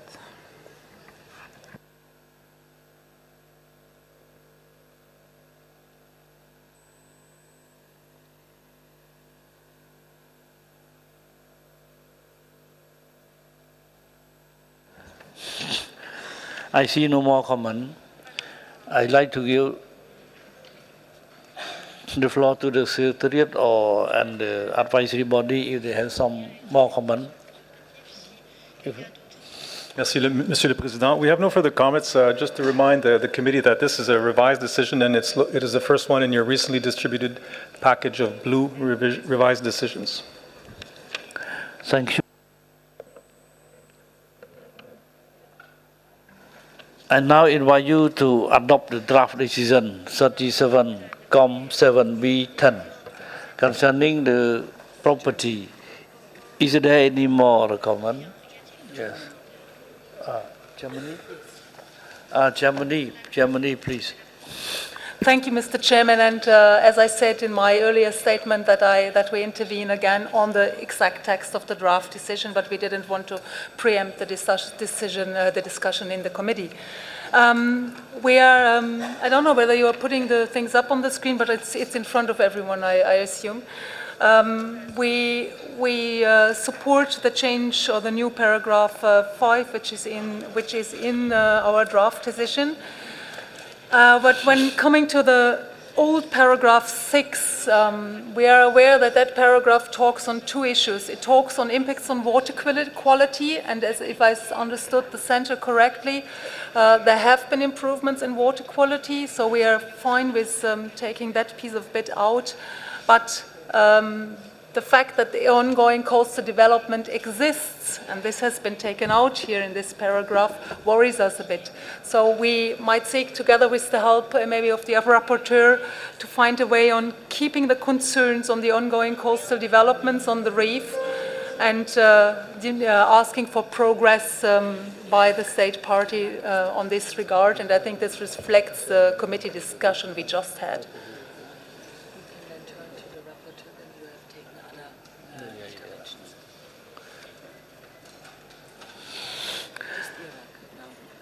Yes, before asking the rapporteur to take the floor, I invite Iraq, please. شكرا سيد الرئيس. نطلب من الدولة العضو إعطاء توضيحات أكثر لما قامت به حول الموضوع. شكرا جزيلا.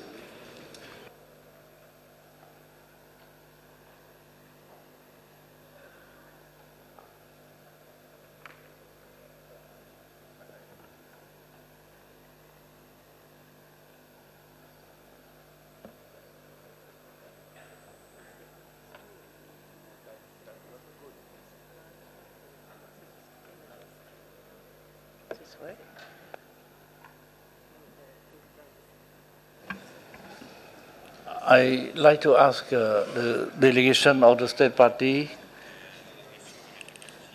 if they'd like to make some clarification.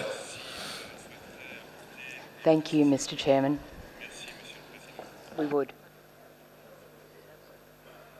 Can you hear us? Yes? Okay, great. Thank you very much, Mr. Chairman, for the opportunity to speak about the Great Barrier Reef World Heritage property. As committee members have noted, the property is extremely large, larger than Japan and larger than Italy, and is impacted by a range of intervening forces, including climate change and water quality as the key drivers of loss of values. But with coastal development being an area where it is possible to make interventions more easily. The State Party of Australia has been addressing these matters of coastal development through the world's largest ever strategic environmental assessment, and so in working through these matters since the decision of the committee last year, it has been our approach to be embedding the coastal development matters and the consideration of those things into the strategic environmental assessment. In the intervening period, as has been noted, we have made a further investment of $200 million into the Reef Rescue Program, which enables the farmers to reduce the runoff of nutrients and chemicals into the reef, and there's evidence of effectiveness of that through the second reef plan. The strategic environmental assessment is progressing well and will pick up the matter of future port development. The Great Barrier Reef Marine Park Authority and the Queensland Government are both making progress in this complex technical challenge across this very, very large property. The Queensland Government's undertaking community consultation on their future planning regulations and have recognised and stated their commitment to protecting the value of the reef. When this work is completed, the Australian Government will assess whether the measures are adequate, and we expect the draft reports to be available later in the year so that we can meet the committee's timelines from the decision of 2012. In preparing for this work, the Australian Government's developing the framework for the Sustainable Development Plan. We've also issued policy guidance to embed consideration of outstanding universal value into our regulatory framework. The World Heritage Centre has been more fully advised of the further additional work on aesthetic and geological features of the property. We've also substantially progressed the independent review of the Port of Gladstone, undertaken negotiations to expand the particularly sensitive sea areas in the Coral Sea through the North East Shipping Management Plan, and as has been stated, there has been one wharf approved within an existing port area over the past 12 months. We've been actively progressing the recommendations of last year's meeting, and this is a very challenging and difficult piece of work to pull together, but we're very proud of the progress that's been made. We're strongly committed to achieving success and appreciate the assistance of committee members in this regard. Thank you.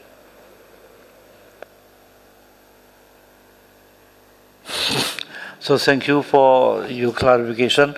But I'd like to ask the delegation from Germany and Iraq, you see, having raised the question. So can you be satisfied with the comment?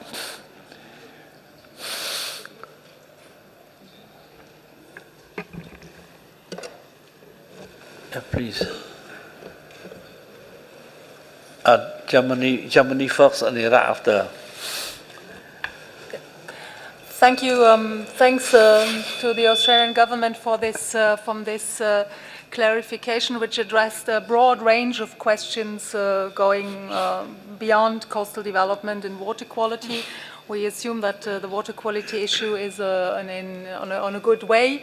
Still, as you said, the strategic assessment is about to come.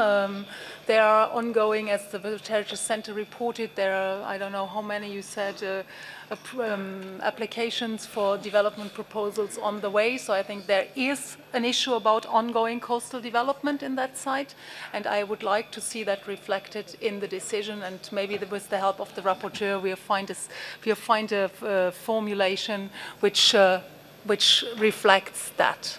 This is the wish. Thank you. Merci et j'invite l'Irak. شكرا سيد الرئيس. أعتقد أن هذه التوضيحات هي كافية، وكانت هناك كثير من الاستفسارات أعتقد وضحتها الدولة العضو. شكرا جزيلا.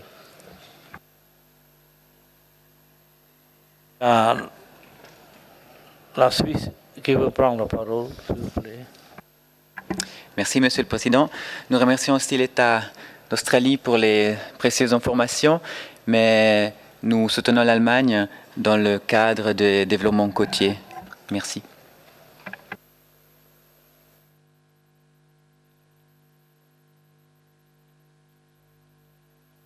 Je pense que c'est le temps pour passer à l'adoption de la décision.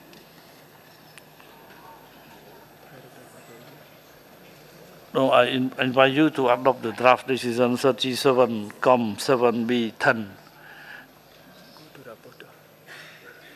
Ah oui, je n'ai pas invité les rapporteurs. Rapporteur, vous avez la parole.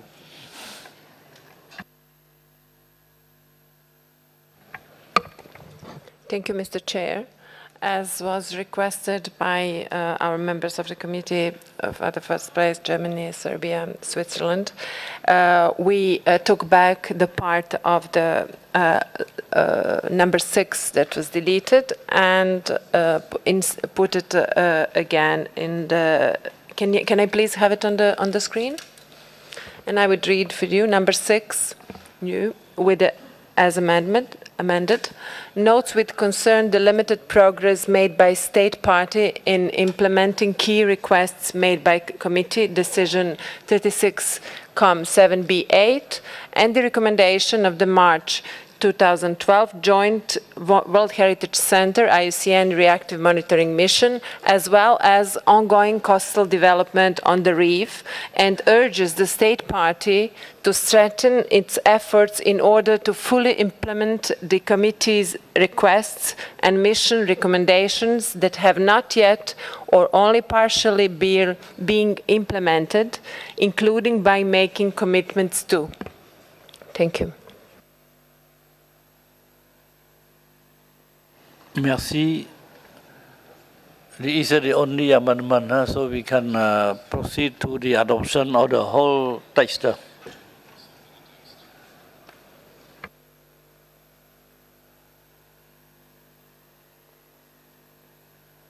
I did not see objection, so I declare the document 37-7B10 adopted. No, 7-10 revised, adopted. Yeah, okay. Revised.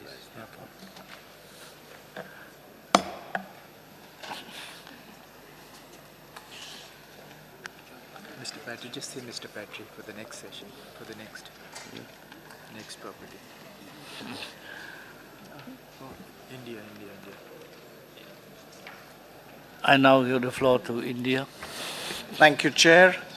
It is our letter, India's letter, which has opened out a number of properties for discussion.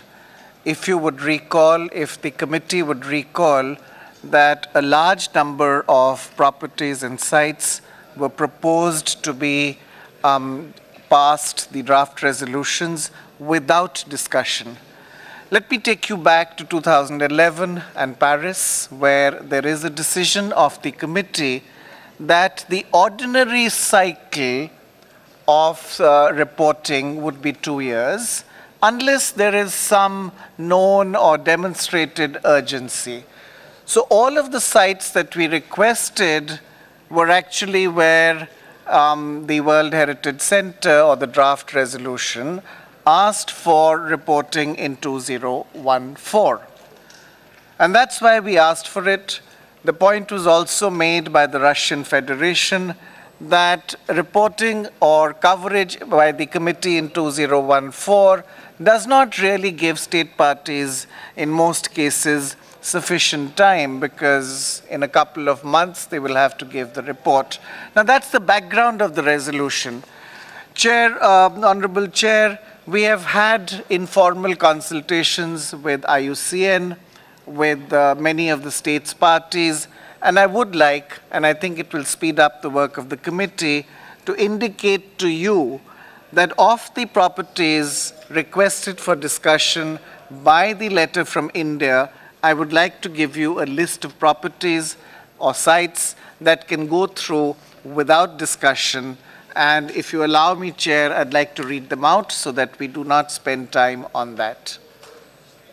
I presume I can read them out. The Pirin National Park in Bulgaria, the Grossmont National Park in Canada, the primeval beach forests of, Slovakia, Germany, and Ukraine, Spain, the Donana National Park, Panama, the Coiba National Park, St. Lucia, the Pitons Management Area, and of course Malawi, the Lake Malawi National Park. So with your permission, I'm suggesting, and subject to confirmation by IUCN, that these be cleared without discussion. The other properties, of course, would be opened for discussion because it is not clear to us or to the state party why they were listed in the first place in something that is not in agreement with the committee's own decision. Thank you, Chair.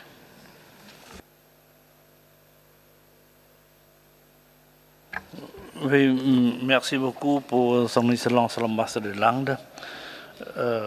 Je pense que nous laissons à l'UICN, parce que l'UICN a préparé en liste, voyez, et a indiqué les couleurs différentes pour dire que les sites qui doivent être discutés et les sites qui passent sans discussion. Aujourd'hui, il y a la suggestion de son excellent ambassadeur de l'Inde de retirer ça une liste du couleur qui signifie qu'il y a discussion, oui, pour passer à l'ensemble discussion. Voyez. Donc je demande ici de prendre ça en considération. Et aujourd'hui, j'invite M. Patry de continuer l'agenda, s'il vous plaît. Merci, Monsieur le Président. Donc, on continue. We continue with Lorenz National Park. This property in Indonesia. Lorenz National Park is on the island of New Guinea and is amongst the largest terrestrial properties on the World Heritage List. It ranges from wet tropical forests at sea level to Arctic-like alpine grasslands at altitudes of over 4,500 meters. It's quite an exceptional site, as all our properties are. The state party did not submit the requested state of conservation report until 24th of May in this case, just a few weeks ago. And for this reason, there is now new information to provide to the committee, and hence a revised draft decision. Most significantly, the state party indicates that the road project through the property has been approved by the central government, but that construction beyond what had already been built has not yet begun due to ongoing negotiations over the text of the road-related cooperation agreement between local and central governments. Approval for road construction appears to have been granted without the benefit of a strategic environmental assessment of transportation needs and options for the region, as had been requested by the committee last year. So in view of this additional information, the World Heritage Center and IUCN are indeed proposing a revised draft decision, which has been distributed to you this morning. Monsieur le Président, IUCN has further comments, if you allow. S'il vous plaît. Thank you, Chair. IUCN notes that road construction in the property has already been noted as a possible vector for disease that is affecting trees in the area, though the exact causes of this disease are currently being investigated by the state party. Furthermore, the state party noted in its report that potential negative impacts from the road include encroachment, illegal logging, illegal mining, and poaching, and that it could lead to floods and landslides. In addition, IUCN notes that the possible fragmentation of the continuous ecological transect from snow-capped mountains to a tropical marine environment is likely to have important ecological consequences. Therefore, IUCN and the World Heritage Center recommend a reactive monitoring mission to the property to assess the extent of road construction impact to date and to assist the state party in developing a conservation strategy for the property. Thank you, Chair.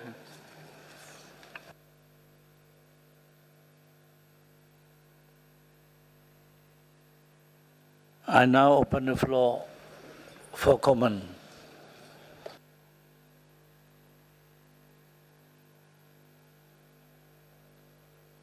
The floor to India.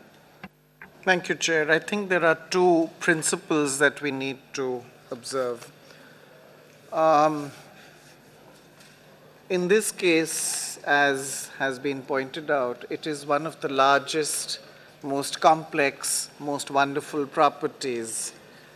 And the state party, I have been informed, and I hope that they will be given an opportunity to provide this factual information, has actually provided the information.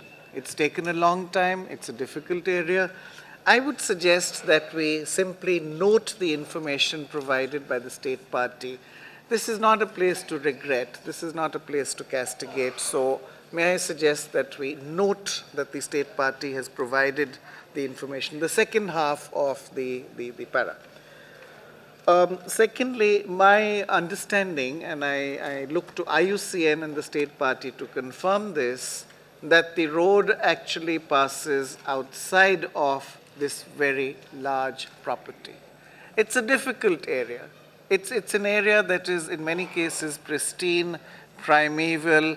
It's an area that is difficult to administer. Also, there are local groups in there who would require to be consulted. So may I suggest that we give credit to the state party for the process that they have initiated, for the work that they have done. The substance of the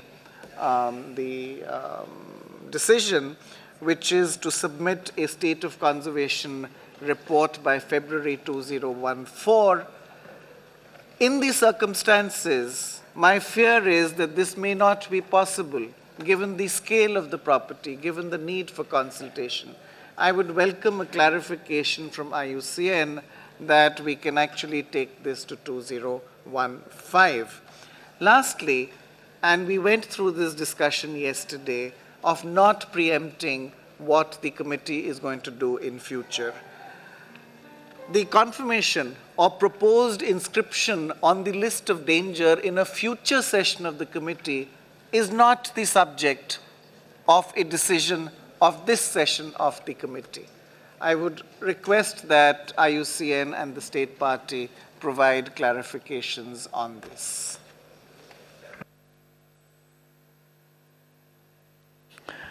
So I ask the state party or Indonesia if la delegation would like to give clarification.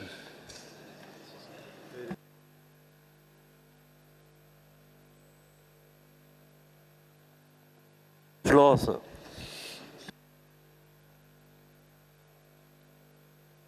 Indonesia, you have the floor.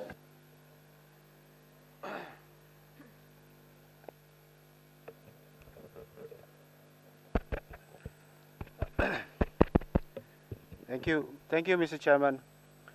Mr. Chairman, we would like to thank the committee member for giving us the opportunity to clarify, and we also would like to thank the IUCN and the committee for their recommendations. Basically, the government of Indonesia acknowledges and respects the concern of the committee over the proposed road project, and Indonesia continuously works to find the appropriate road technology that would not bring the negative impact to the outstanding universal value of the Lawrence National Park as a World Heritage Site. Let me assure the members of the committee that it is of the Indonesia's interest to preserve our nature for our own future generation. Nonetheless, Indonesia could not evade its responsibility to provide basic needs to its people, whoever and wherever they are.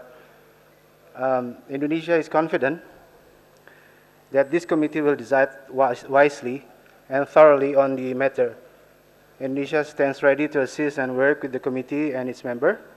In this regard, we welcome the committee proposal to undertake reactive mission, and we hope that this will come up with better solution toward the preservation of the Lawrence National Park Heritage Site without neglecting the human dignity of the people living within the land.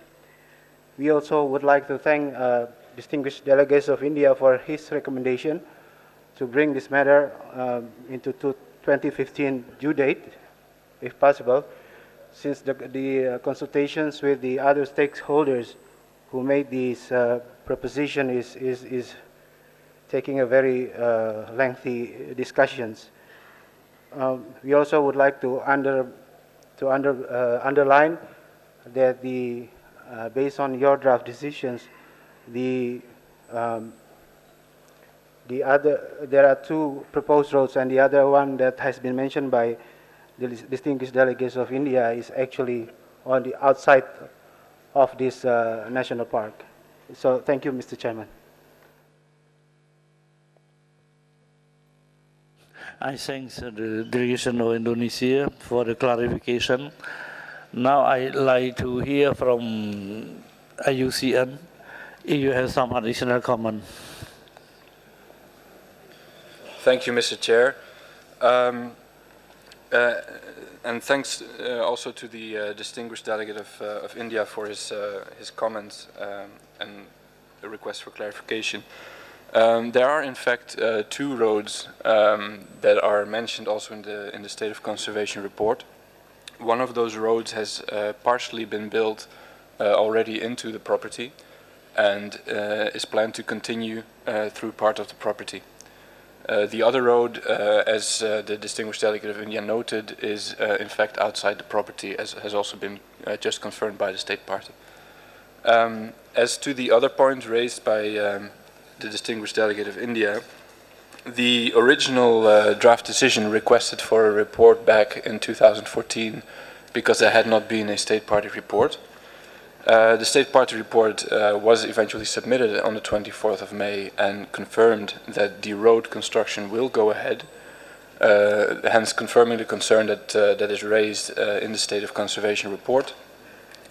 We therefore consider that a mission should visit this property for the reasons I explained before. And this mission was also discussed with the state party. If the mission does take place, if the committee decides to request for a mission, then there should also be a report back to the committee in 2014. Thank you, Chair. Merci beaucoup, le représentant de EUCN. Je pense que le rapporteur a quelque chose à dire encore. Oui, Andy avant. Thank you, Chair. Those very valuable clarifications. So I understand that the state party would invite a reactive monitoring mission, which is what the IUCN has asked for. I understand that the report would be available, I hope, in 2014. I don't think there is a need for the state party now to submit a state of conservation report by 1st February. I presume the reactive monitoring mission would cover that. I presume that all of the paragraphs which presume that the state party has not acted would be removed from the draft resolution, and we would have a kinder, gentler resolution. I presume that the reference to potential listing on the list of danger in 2014 would be removed. Thank you, Chair. Merci, Excellence Ambassadeur de Lang. Je pense que le rapporteur a quelque chose à expliquer, s'il vous plaît.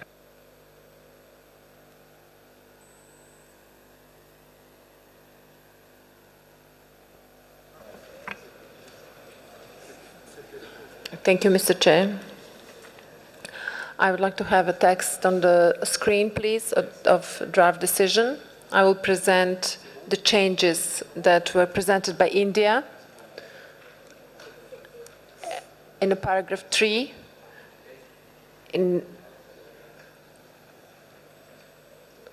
instead of regrets, we put takes note. And then please go to the paragraph 11.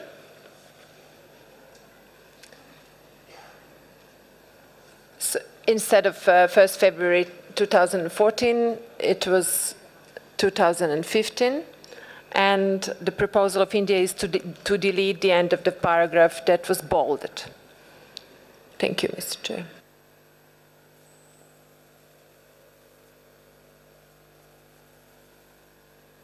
Zelen voudrait prendre la parole, s'il vous plaît. Merci, Monsieur le Président. Nous voulons souligner que, comme a dit l'IUCN, il y aura une mission qui est favorablement accueilli par l'État d'Indonésie, qu'on remercie pour les informations et pour cette ouverture. Donc, le rapport en 2014 est justifié. La situation est urgente. Je vous rappelle, notre discussion, on avait dit qu'on ferait des rapports avec un rythme d'une année seulement, que la situation était urgente. La route est en construction, comme l'État l'a confirmé, donc l'urgence est bien avérée. 2014 est donc à retenir pour le rapport. De plus, on sait très bien que la construction de routes de cette importance a un potentiel de mettre en danger la survie de populations animales et donc aussi le fait d'envisager de mettre ce site qui est reconnu pour sa biodiversité sur la liste du patrimoine en danger si la situation n'évolue pas, ou d'en discuter l'année prochaine, ce qui n'est pas très difficile, et à retenir aussi. Merci. Thank you very much for the comment. I now give the floor to Estonia. Thank you for the floor. We also think that it's important to observe the situation closely, and we think it's necessary that the committee would discuss the subject next year, because we don't know what will be the results of the mission. Therefore, we consider it's important to provide a new state of conservation report in 2014. Thank you.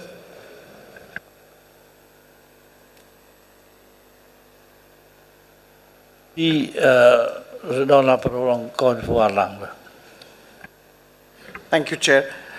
I have not understood.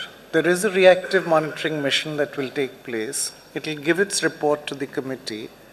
Why do you want two things? A state of conservation report from the state party and the reactive monitoring mission? I think the reactive monitoring mission is a stronger measure. Secondly, there is an issue here. There are two sides of the island, and there happen to be people living on both sides. There is no way that you cannot provide communication, that you cannot provide access, that you cannot provide a basic standard of life and living.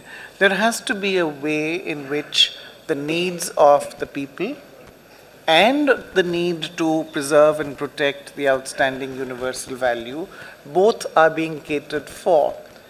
Thirdly, the point that it could come to the list of danger, of course, but it could not also come to the list of danger. Why are we preempting this? Why are we putting words that are not necessary and words that do no credit? I think there is a great deal of synergy between what IUCN is saying and what the state party is saying. I think we should respect that. And therefore, may I suggest that we delete the references to potential list in danger. That would apply to any property, to every property on the 1,000 or so that we have. Secondly, if there is a reactive monitoring mission, why are we asking the state party again? You received the information 3 weeks ago. You want them to make another state of conservation report? Then why have the reactive monitoring mission? Thank you, Chair. Yeah, thank you for the comment. I now give the floor to Germany. Yeah? Thank you, Mr. Chairman. As far as I understand, the committee makes up its mind and its discussion on the basis of a report, the so-called State of Conservation report, which is delivered here in the documents we're having in front of us. And usually these reports build on two things. Well, first of all, on the State of Conservation report delivered by the state party, and secondly, if it happened, a mission. So I, as a committee member, would like to see a decision based on both in the next year, a report by the state party and the mission, because this is two different things. One is the information coming from the state party, and we had lots of discussions here where we want to ensure that the state party can have their say. So I think the report is a very important measure in this process. Thank you.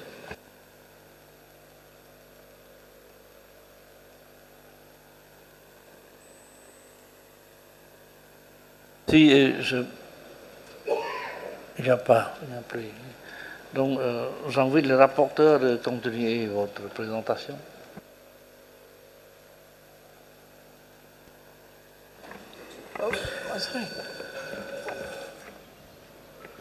Respected Chair, 3 weeks ago you received information from the state party. As we have seen, you want them to prepare in 6 months another state of conservation report? Are we not stretching this? Is there no information that, will come afresh? Can we ask the IUCN whether they think that the reactive monitoring mission would provide an adequate basis for a decision by the committee, or whether you want yet another state of conservation report to be prepared by the state party? I think this is a matter of objective concern. What is the fresh information that the state party will give in the next few months, which it has not given in the last 3 weeks? You have the floor. Yes. Thank you, Chair. I think the intention with these decisions, which are standard language to request the input from the state party, is that whether there is a mission or not, the mission is is ultimately advice given to this committee by IUCN, or if it's a joint mission by IUCN and the World Heritage Centre. So I think the intention of the paragraph is to have the opportunity for the state party to provide its own report to the normal deadline, which would be fed into the state of conservation report that would be considered next year. So the mission report we try to always undertake to a high standard, and we would hope it would give a very good basis to the committee to consider matters, but it cannot be the view of the state party. It's the report which you would receive from IUCN in this instance. So I think the point for the committee to consider is how it would wish the state party to provide input to a report that would be considered next year. And if that clarifies for the distinguished delegate, I think that's the intention of the paragraph. Thank you.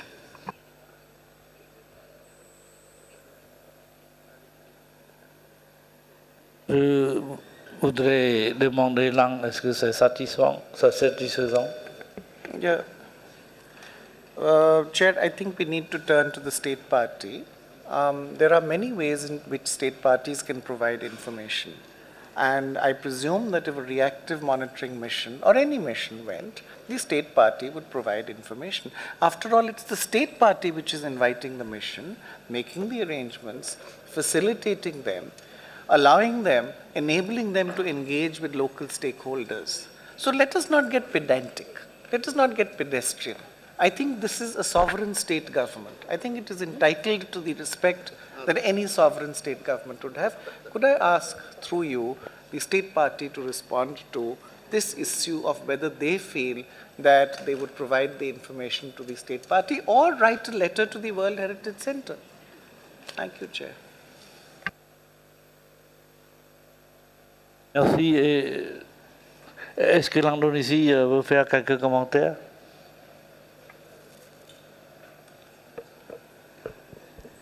Thank you, Chair. I think what has been mentioned by distinguished delegates of India is very clear. We already stated earlier that we invite the reactive monitoring mission to come to Indonesia. And basically the issue of the content of that report will basically not very much different. So we will give it the decision to this committee for which one is going to be deal with. Thank you, Mr. Chairman.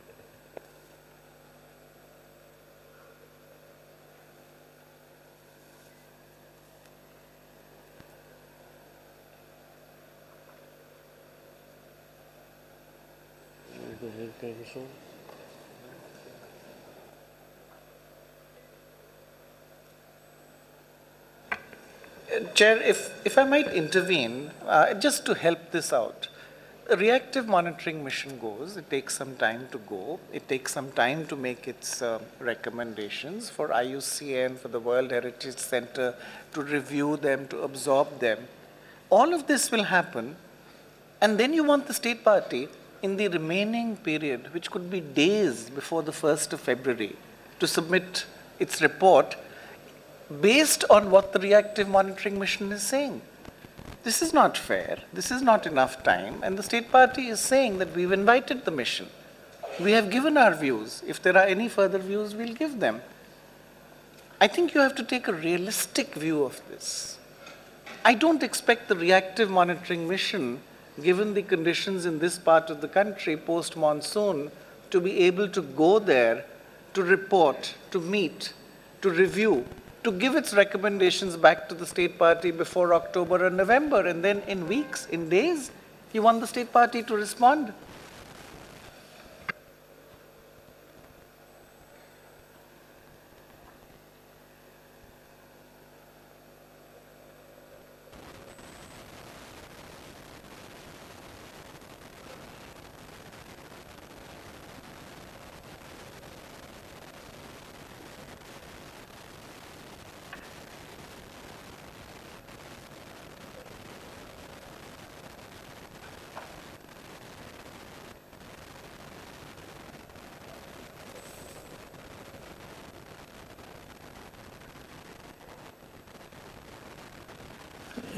So I think I'm thinking what should be the solution now. You see, if we can propose 2015,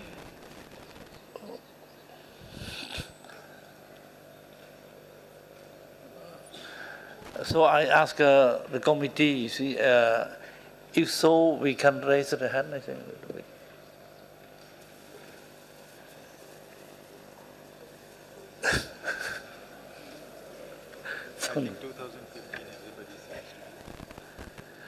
Everybody agree, huh? No. On what?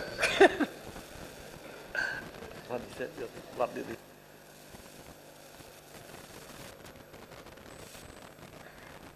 That means the next report, the next report of the state party will be in the 2015.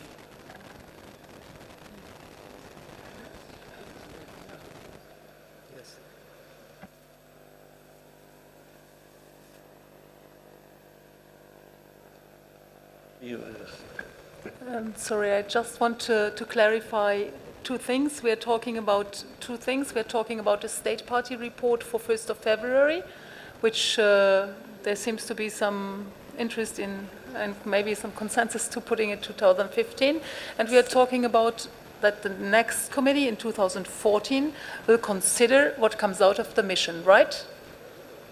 Is this what we are doing? Then, okay.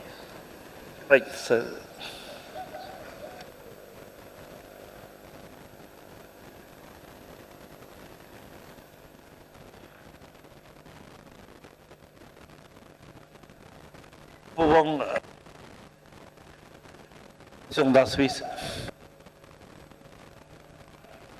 Merci, Monsieur le Président. Si on veut discuter l'année prochaine de ce cas, il faut laisser la possibilité à l'État partie de s'exprimer, et ça fait à travers le rapport. Donc, par le dialogue, il faut laisser à l'État partie la possibilité de nous donner ce rapport en 2014, même si très court, mais un rapport est nécessaire. Merci.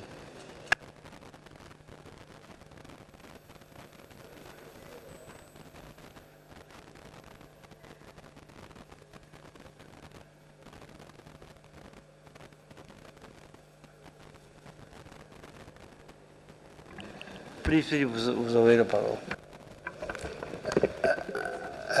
ثانك يو شكرا سيد الرئيس. نحن نعتقد بأن توجه النقاش قد وصل إلى مرحلة من التوافق على إرسال بعثة للمتابعة وعلى إعطاء الدولة فرصة لرفع تقريرها في 2015. يعني حتى لو رفعت لجنة المتابعة تقريرها في 2014 فإن الدولة العضو لا زالت بحاجة لهذا الوقت حتى تنفذ مقترحات لجنة المتابعة. فنحن نؤيد الاقتراح المعروض في إعطاء الدولة فرصة ل 2015، وأعتقد أن النقاش وصل إلى هذه المرحلة. شكرا.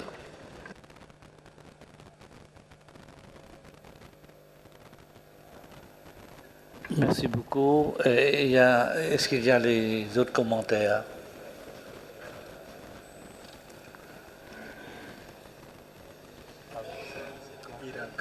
l'Irak, vous avez la parole.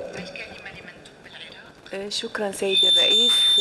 نحن نعتقد أن إعطاء وقت كافي لإندونيسيا لتحضير الملف وحبذا يكون في 2015. نؤيد اقتراح الهند لأن 6 أشهر غير كافية لإعطاء مزيد من الإيضاحات. كما قال موسم الأمطار والصعوبات لن تسمح لهم بإعطاء وقت كافي. شكرا.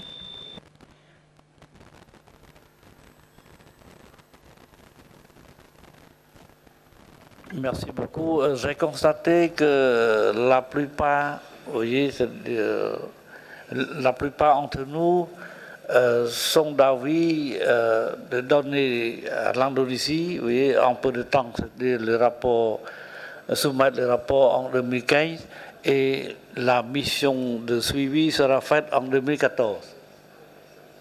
Quelque chose comme ça. Donc nous pouvons décider comme ça. Germany. Allemagne, encore une fois. Thank you, Mr. Chair. We may take this decision, but the committee should be aware that in this case, the committee will next year base its decision on the mission, and the state party will not have the possibility to give its view separately. I mean, we wouldn't like to give the state party this opportunity, but if the majority of the committee is of a different view, we would not object. But I only want to highlight this fact. Thank you.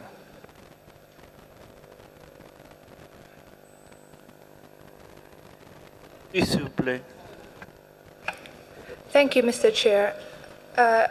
We understand the views of the other state parties of wanting to give more time to the state party to submit the report in 2015.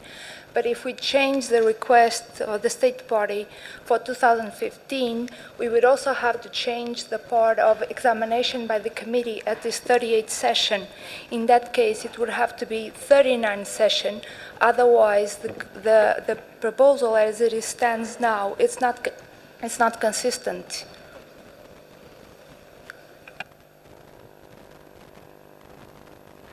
Si, encore une fois, j'invite Estonie de prendre parole. Thank you for the floor. We see no reason why state body couldn't express its views on the matter next year, and we also think it's important for the committee to have state parties' views. So there's no need to postpone it. Thank you.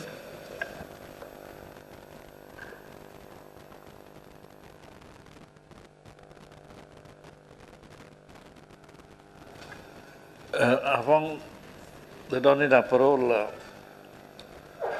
à UAE et Mali, je voudrais demander l'avis de State Party d'Indonésie. Alors, comme il y a les demandes d'avoir le rapport de l'État parti en 2014. Alors, je demande à l'Indonésie de faire un peu de commentaires sur ça.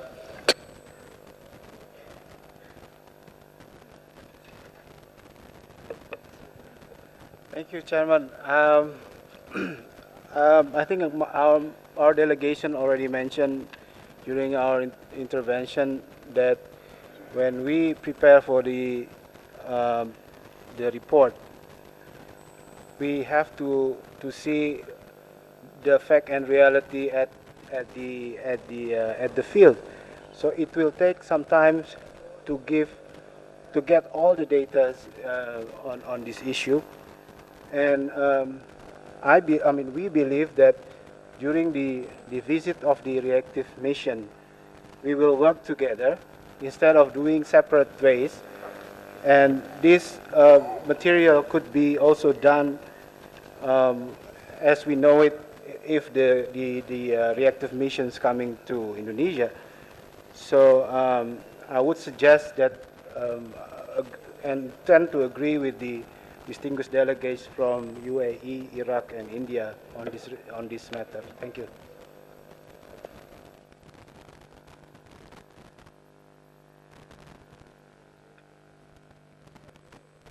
Merci beaucoup de votre avis positif.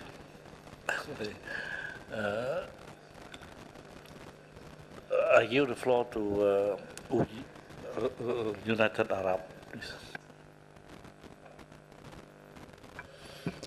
شكرا سيد الرئيس.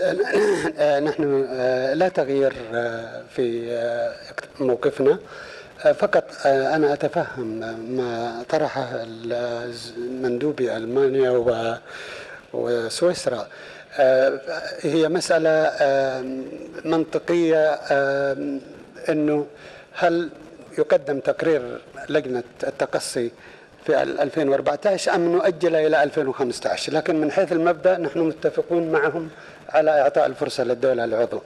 لذلك إذا كان من المقبول أن تحيط لجنة التقصي علما في الدورة القادمة عن مضمون تقريرها أو ما عملته مع الدولة العضو من باب الإحاطة، فهذا ممكن. وإذا كان رؤي أن من الأنسب تأجيله إلى 2015 أعتقد أننا متفقون من حيث المبدأ. شكرا.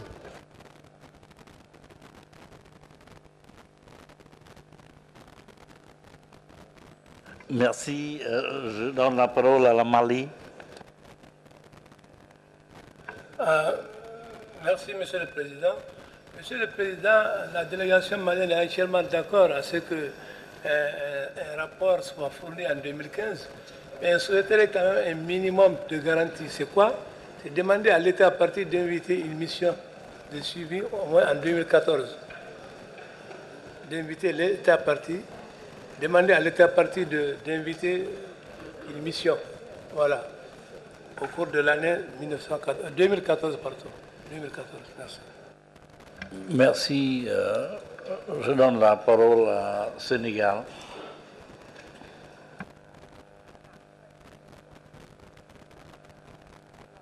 Merci, Monsieur le Président. Après avoir écouté l'honorable représentant de l'Indonésie, nous n'avons plus de commentaires à faire et nous sommes de son avis.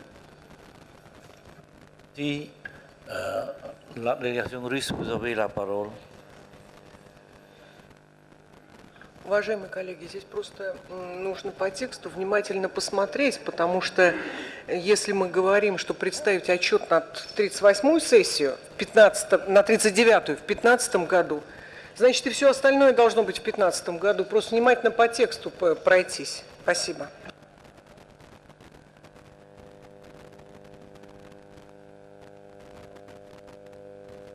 Et avant de donner la parole au rapporteur, UICN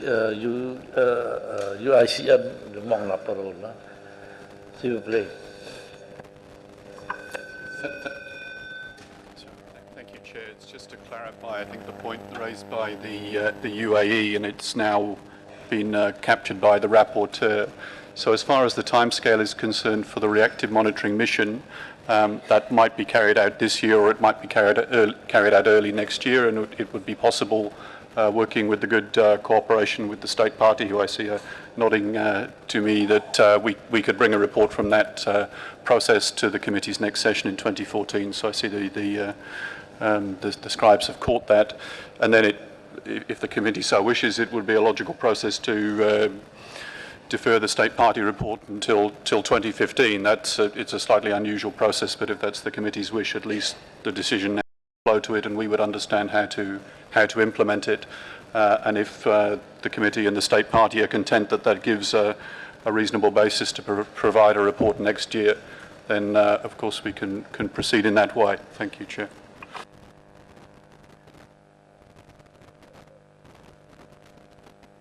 Merci à UCN.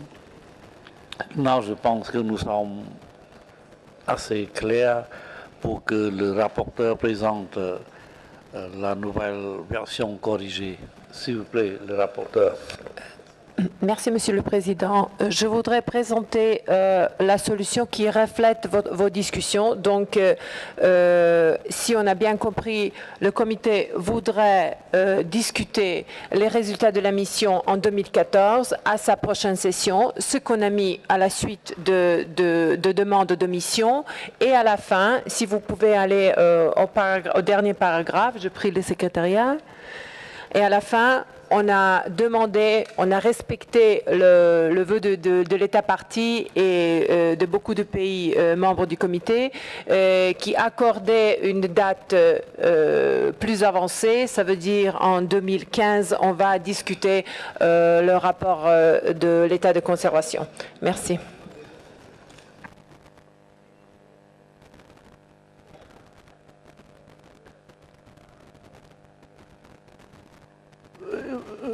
Yes, vous avez la parole. Thank you very much. I would like to ask you to show the point 9, Article 9. I will speak in English because you see the English text. I would say that it's very strange formulation to assist the state party with developing and conservation strategy that will ensure the conservation and strict protection of the properties OUV, and to make a recommendation concerning the possible inscription of the property. What for? We put this phrase here. If you will see that this property has to be inscribed, you will give this recommendation. But to make it in the draft, in the decision, is a little bit too much, in my opinion. And for examination of the world at its 39 session.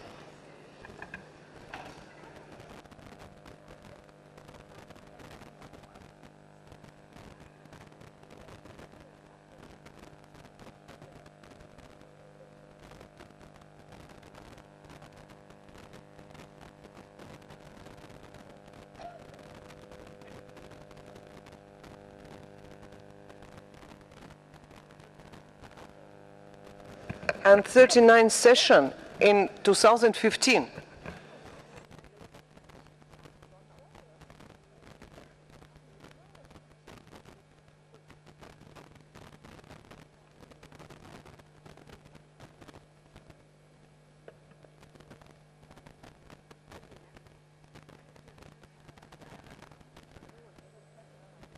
Or to rapporteur. Excuse me.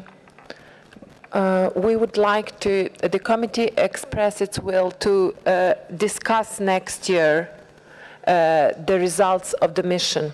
So that's why we put here 38. And when it's about a report of the state of conservation, then it's 39th. Okay? Thank you.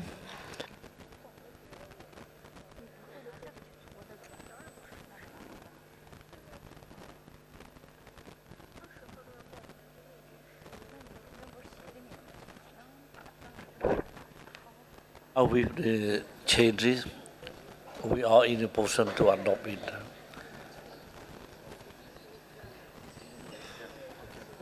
Okay, no more comment.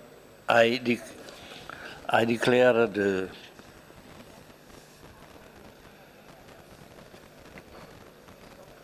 item number 37, 7B, 13 Rev adopted.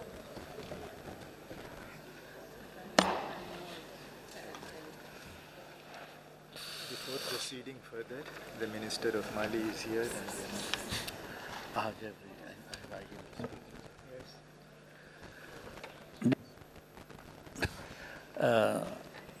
I think yesterday we did discuss the situation in Mali, but His Excellency, the Minister from Mali, was not here.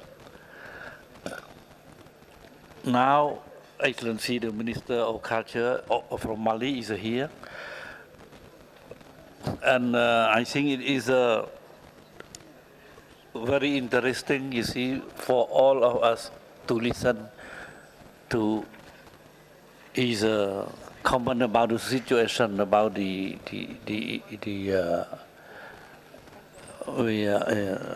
on Mali. So I invite Excellency, the Minister from Mali, to take the floor.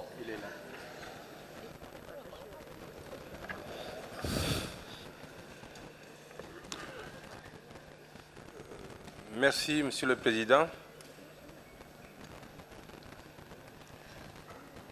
Monsieur le sous-directeur général de la culture de l'UNESCO, représentant Madame la directrice Irina Bokova,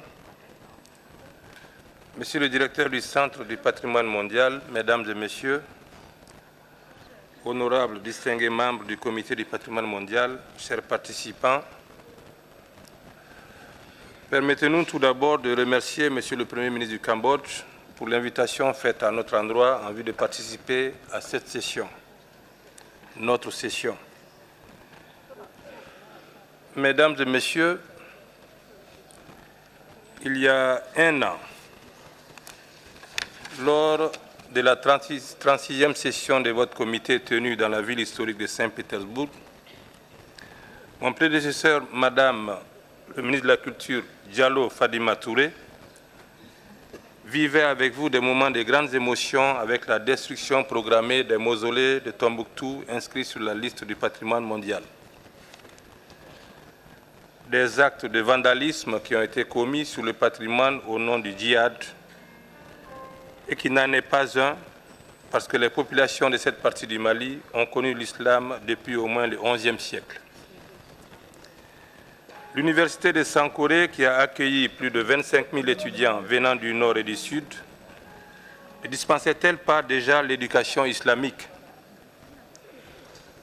Les nombreux manuscrits dont certains sont perdus à jamais ne témoignent-ils pas du rayonnement de la culture islamique dans cette région entre le XIVe et le XVIe siècle? Tombouctou, Bilal al-Soudan, a été martyrisé par des hommes se réclamant d'un islam fondamentaliste. Tombouctou a été, est et sera toujours une ville pieuse, une cité médiévale de rayonnement culturel car, dit-on, le sel vient du nord, l'or vient du sud, mais la parole de Dieu, les contes jolis, les choses savantes, on ne les trouve qu'à Tombouctou.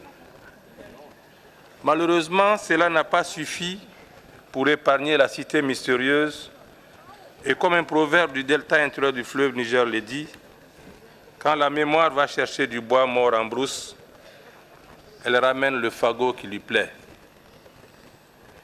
L'islam n'est en fait qu'un prétexte.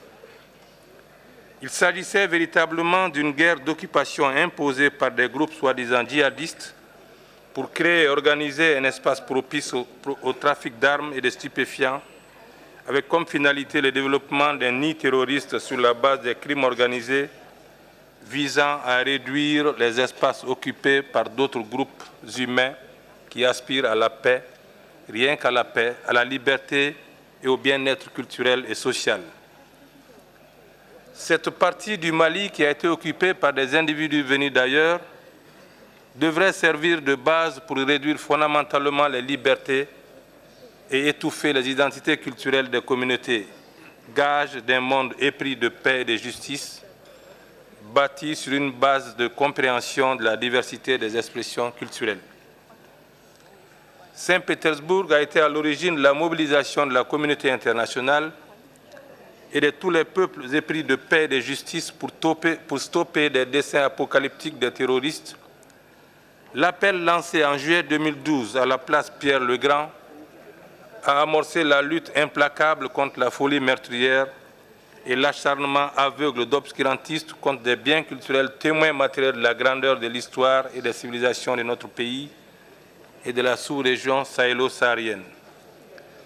Vous comprendrez dès lors, Mesdames et Messieurs, les enjeux territoriaux du patrimoine culturel et la place de celui-ci dans le fondement des valeurs humaines. Le patrimoine, c'est bien des ressources naturelles et culturelles, mais c'est aussi et fondamentalement des valeurs inestimables et pas de simples produits marchands. Au nom du gouvernement du Mali, je voudrais dire merci à tous ceux d'entre vous qui, de façon anonyme, ont contribué à la lutte contre l'obscurantisme, le terrorisme et le narcotrafic, considérés comme des ennemis jurés de la protection et la promotion des biens du patrimoine de l'humanité. L'occupation des régions du nord du Mali par des terroristes a fait subir au patrimoine et à l'identité culturelle des communautés locales des dégâts incommensurables. Des édifices multiséculaires, témoins matériels de civilisation, d'histoire et d'art ont été saccagés. Le patrimoine immatériel a été altéré et les populations détentrices meurtries dans leur chair et âme. Imaginez une ville comme Tombouctou sans la fête du Maouloud, organisée annuellement pour célébrer la naissance du prophète Mohammed, paix et salut sur lui. Les travaux d'entretien des monuments en terre ne se faisaient plus parce que les manifestations de réjouissance populaire liées aux travaux annuels d'entretien sont eux aussi proscrits. Quand les murs ne peuvent pas parler, alors ils se détériorent et s'écroulent. L'UNESCO, par le biais du patrimoine mondial, a contribué à résorber la crise au nord du Mali. C'est elle qui a soutenu l'adoption de la résolution 2100 votée par l'ONU à New York, et c'est elle qui se bat pour assimiler tout acte de destruction du patrimoine comme étant une atteinte grave à la dignité humaine et par conséquent un crime contre l'humanité. Permettez-moi, mesdames et messieurs, d'exprimer la reconnaissance du Mali à la France pour son engagement salutaire auprès du peuple malien et de son patrimoine culturel sauvé in extremis de la furia destructrice des terroristes et des intégristes religieux de notre âge. La France est aux côtés du Mali pour sauver et réhabiliter, valoriser les éléments de son patrimoine. En témoigne la grande mobilisation faite lors de la conférence internationale organisée en février dernier au siège de l'UNESCO à Paris, au profit du patrimoine malien, sous l'égide de l'UNESCO, avec la collaboration du gouvernement de la France et du gouvernement du Mali. L'adoption d'un plan d'action qui a connu un début d'exécution suite à l'organisation d'une mission conjointe d'évaluation des dégâts à Tombouctou, effectuée par des experts maliens et internationaux. Cette première session a été couronnée par la tenue d'un séminaire national sur la protection renforcée du patrimoine culturel et les manuscrits anciens organisé le 8 juin 2013 à Bamako. Le Mali est très motivé pour mettre en œuvre le plan d'action et assurer du soutien de la communauté internationale. Je ne saurais terminer mon propos sans réitérer mes sincères remerciements au peuple cambodgien, à Monsieur le Premier ministre du Royaume du Cambodge pour la qualité de l'accueil réservé aux participants à la présente session et la grande mobilisation autour du patrimoine mondial. Je souhaite enfin un plein succès à la suite de vos travaux. Vive le patrimoine mondial et la convention qui les régit pour que vive l'humanité. Je vous remercie.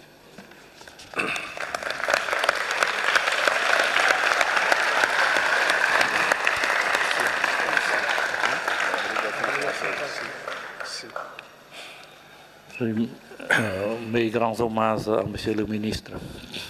Oui. Je pense que nous avons un peu de temps, oui, pour continuer notre travail de ce matin. Et j'invite Monsieur Patry, oui, pour faire la présentation sur la prochaine propriété, s'il vous plaît. Merci, Monsieur le Président. We turn now to East Rennell on Solomon Island, in the Solomon Islands. East Rennell is a small forest site located on a small island. Natural heritage experts will recognize that by its very nature, this site's OUV is permanently vulnerable. The property's statement of outstanding universal value approved by the committee just last year indicates that logging operations in the west side of the island could have severe adverse impacts on the property's forests. The state party has indicated that it had no power to prevent or halt applications for commercial logging on customary owned areas when these are compatible with the Logging Practices Code.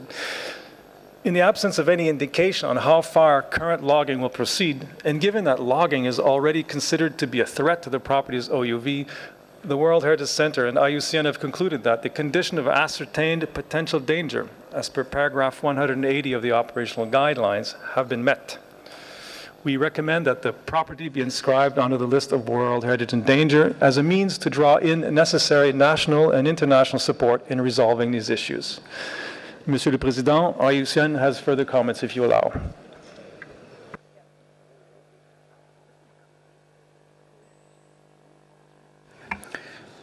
With your permission, Chair.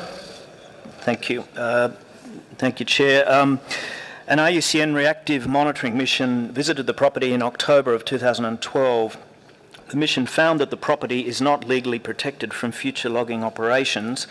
The mission also noted that black ship rat had been observed in West Rennell, particularly where logging machinery was offloaded from ships.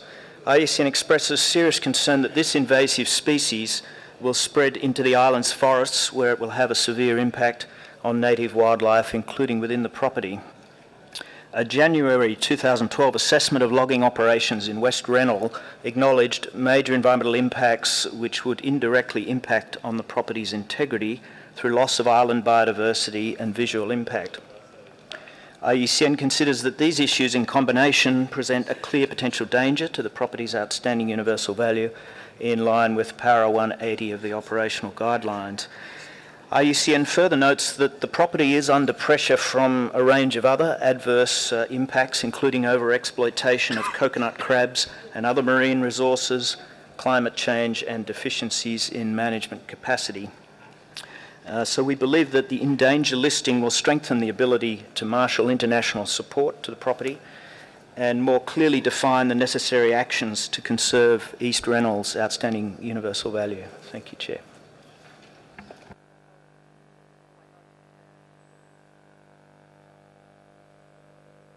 I'd like to open the floor for comment.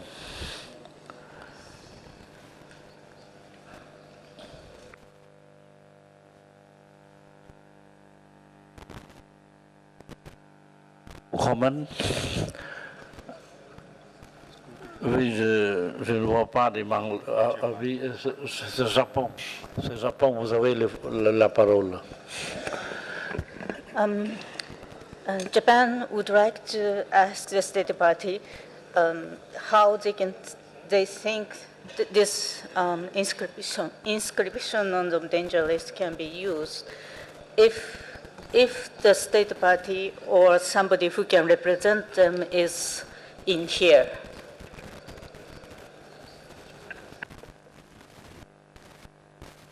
Il y a la délégation de Solomon. Ah, yes. Yes, je donne la parole à la délégation de l'île de Solomon.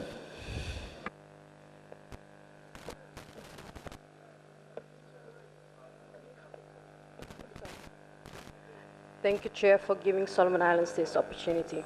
Firstly, on behalf of the Solomon Islands government, I wish to express our appreciation for the Cambodian authorities for their wonderful hospitality. Chair, East Rennell was listed as a World Heritage Area in 1998 under Criterion 9 of the Convention.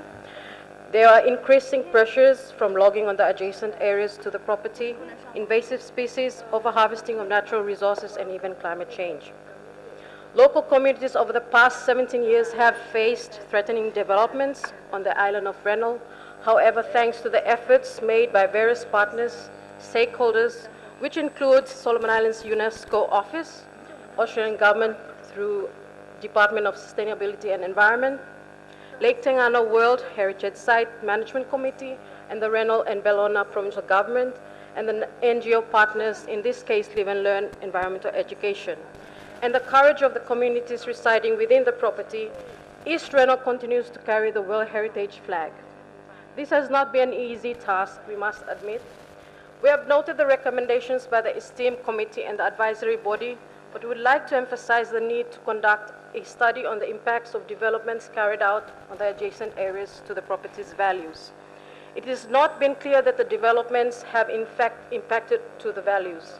There has not yet been a detailed scientific assessment of the impact of logging on West Rennell on the World Heritage values of East Rennell, and we would like to seek support to undertake this study. Chair, furthermore, Solomon Islands have taken, we believe, positive steps in ensuring that the protection of our World Heritage Area, The establishment of the Protected Areas Act 2010, with its Regulation 2012, gives, we believe, a firmer mechanism for World Heritage sites in Solomon Islands. We are working in close collaboration with local communities, local government, national stakeholders to seek practical measures of the new legislation to address imposing threats for the East Rennell property as stated in our SOC report 2013. We will be establishing a community-based monitoring program to monitor the state of conservation of the World Heritage values and any threats such as climate change.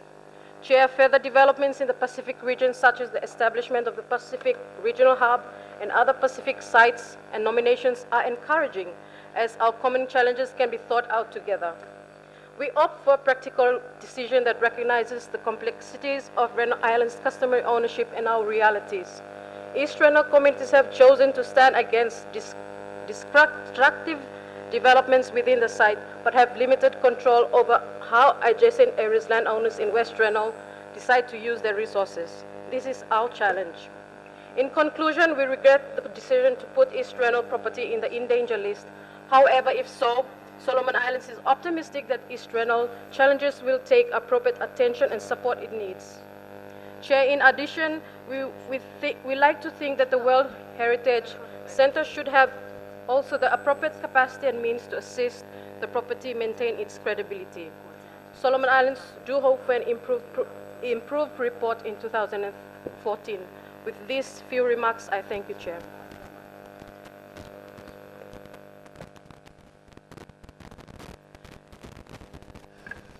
Merci la délégation du Solomon. J'aime demander la délégation du Japon, est-ce que cette explication est satisfaisante? Yes. This site was once called a site on the list of forgotten. So I think this site needs a lot of help from the international community. That's all. Si j'invite la délégation de langue de prendre parole.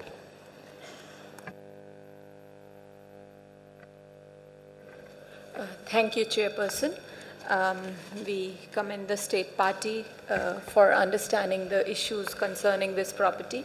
What we also understand is it's really the East Reno, which is the property area, and the adverse impacts of logging in the West Reno are at present not established. So we would just request that in the decision this part is taken care of, and we allow the State Party to actually assess the impact of logging in the Western Reno. Thank you.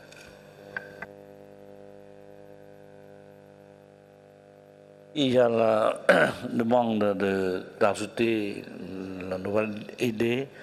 Je tourne vers IUCN de faire les commentaires.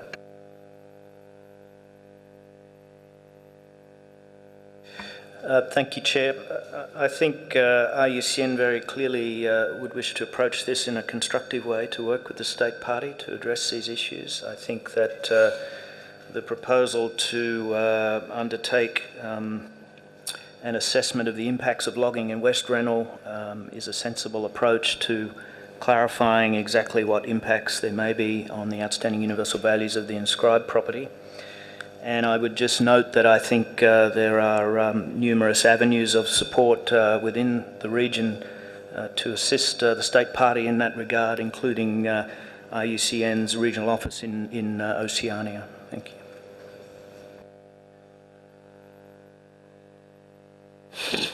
Merci, et je propose au rapporteur de présenter le texte.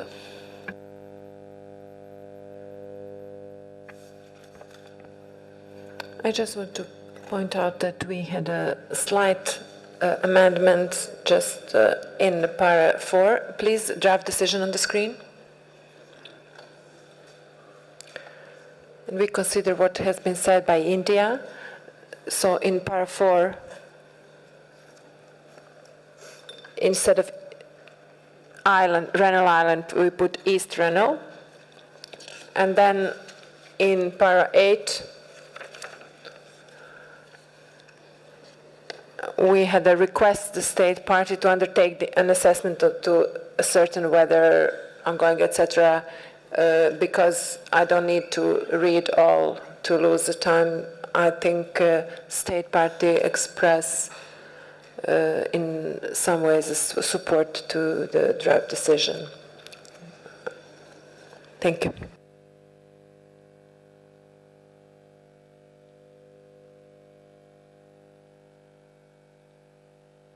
The change, I think I'd like to propose the adoption.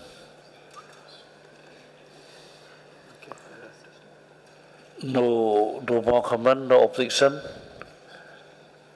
So I declare the decision decision 37-7B-14 adopted.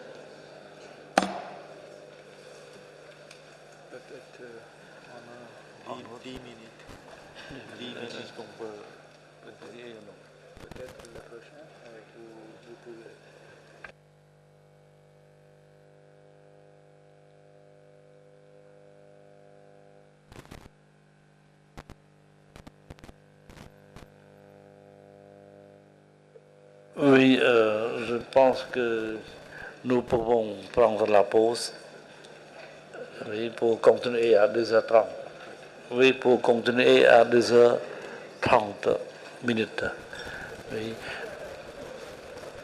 Donc, la session est adjournée.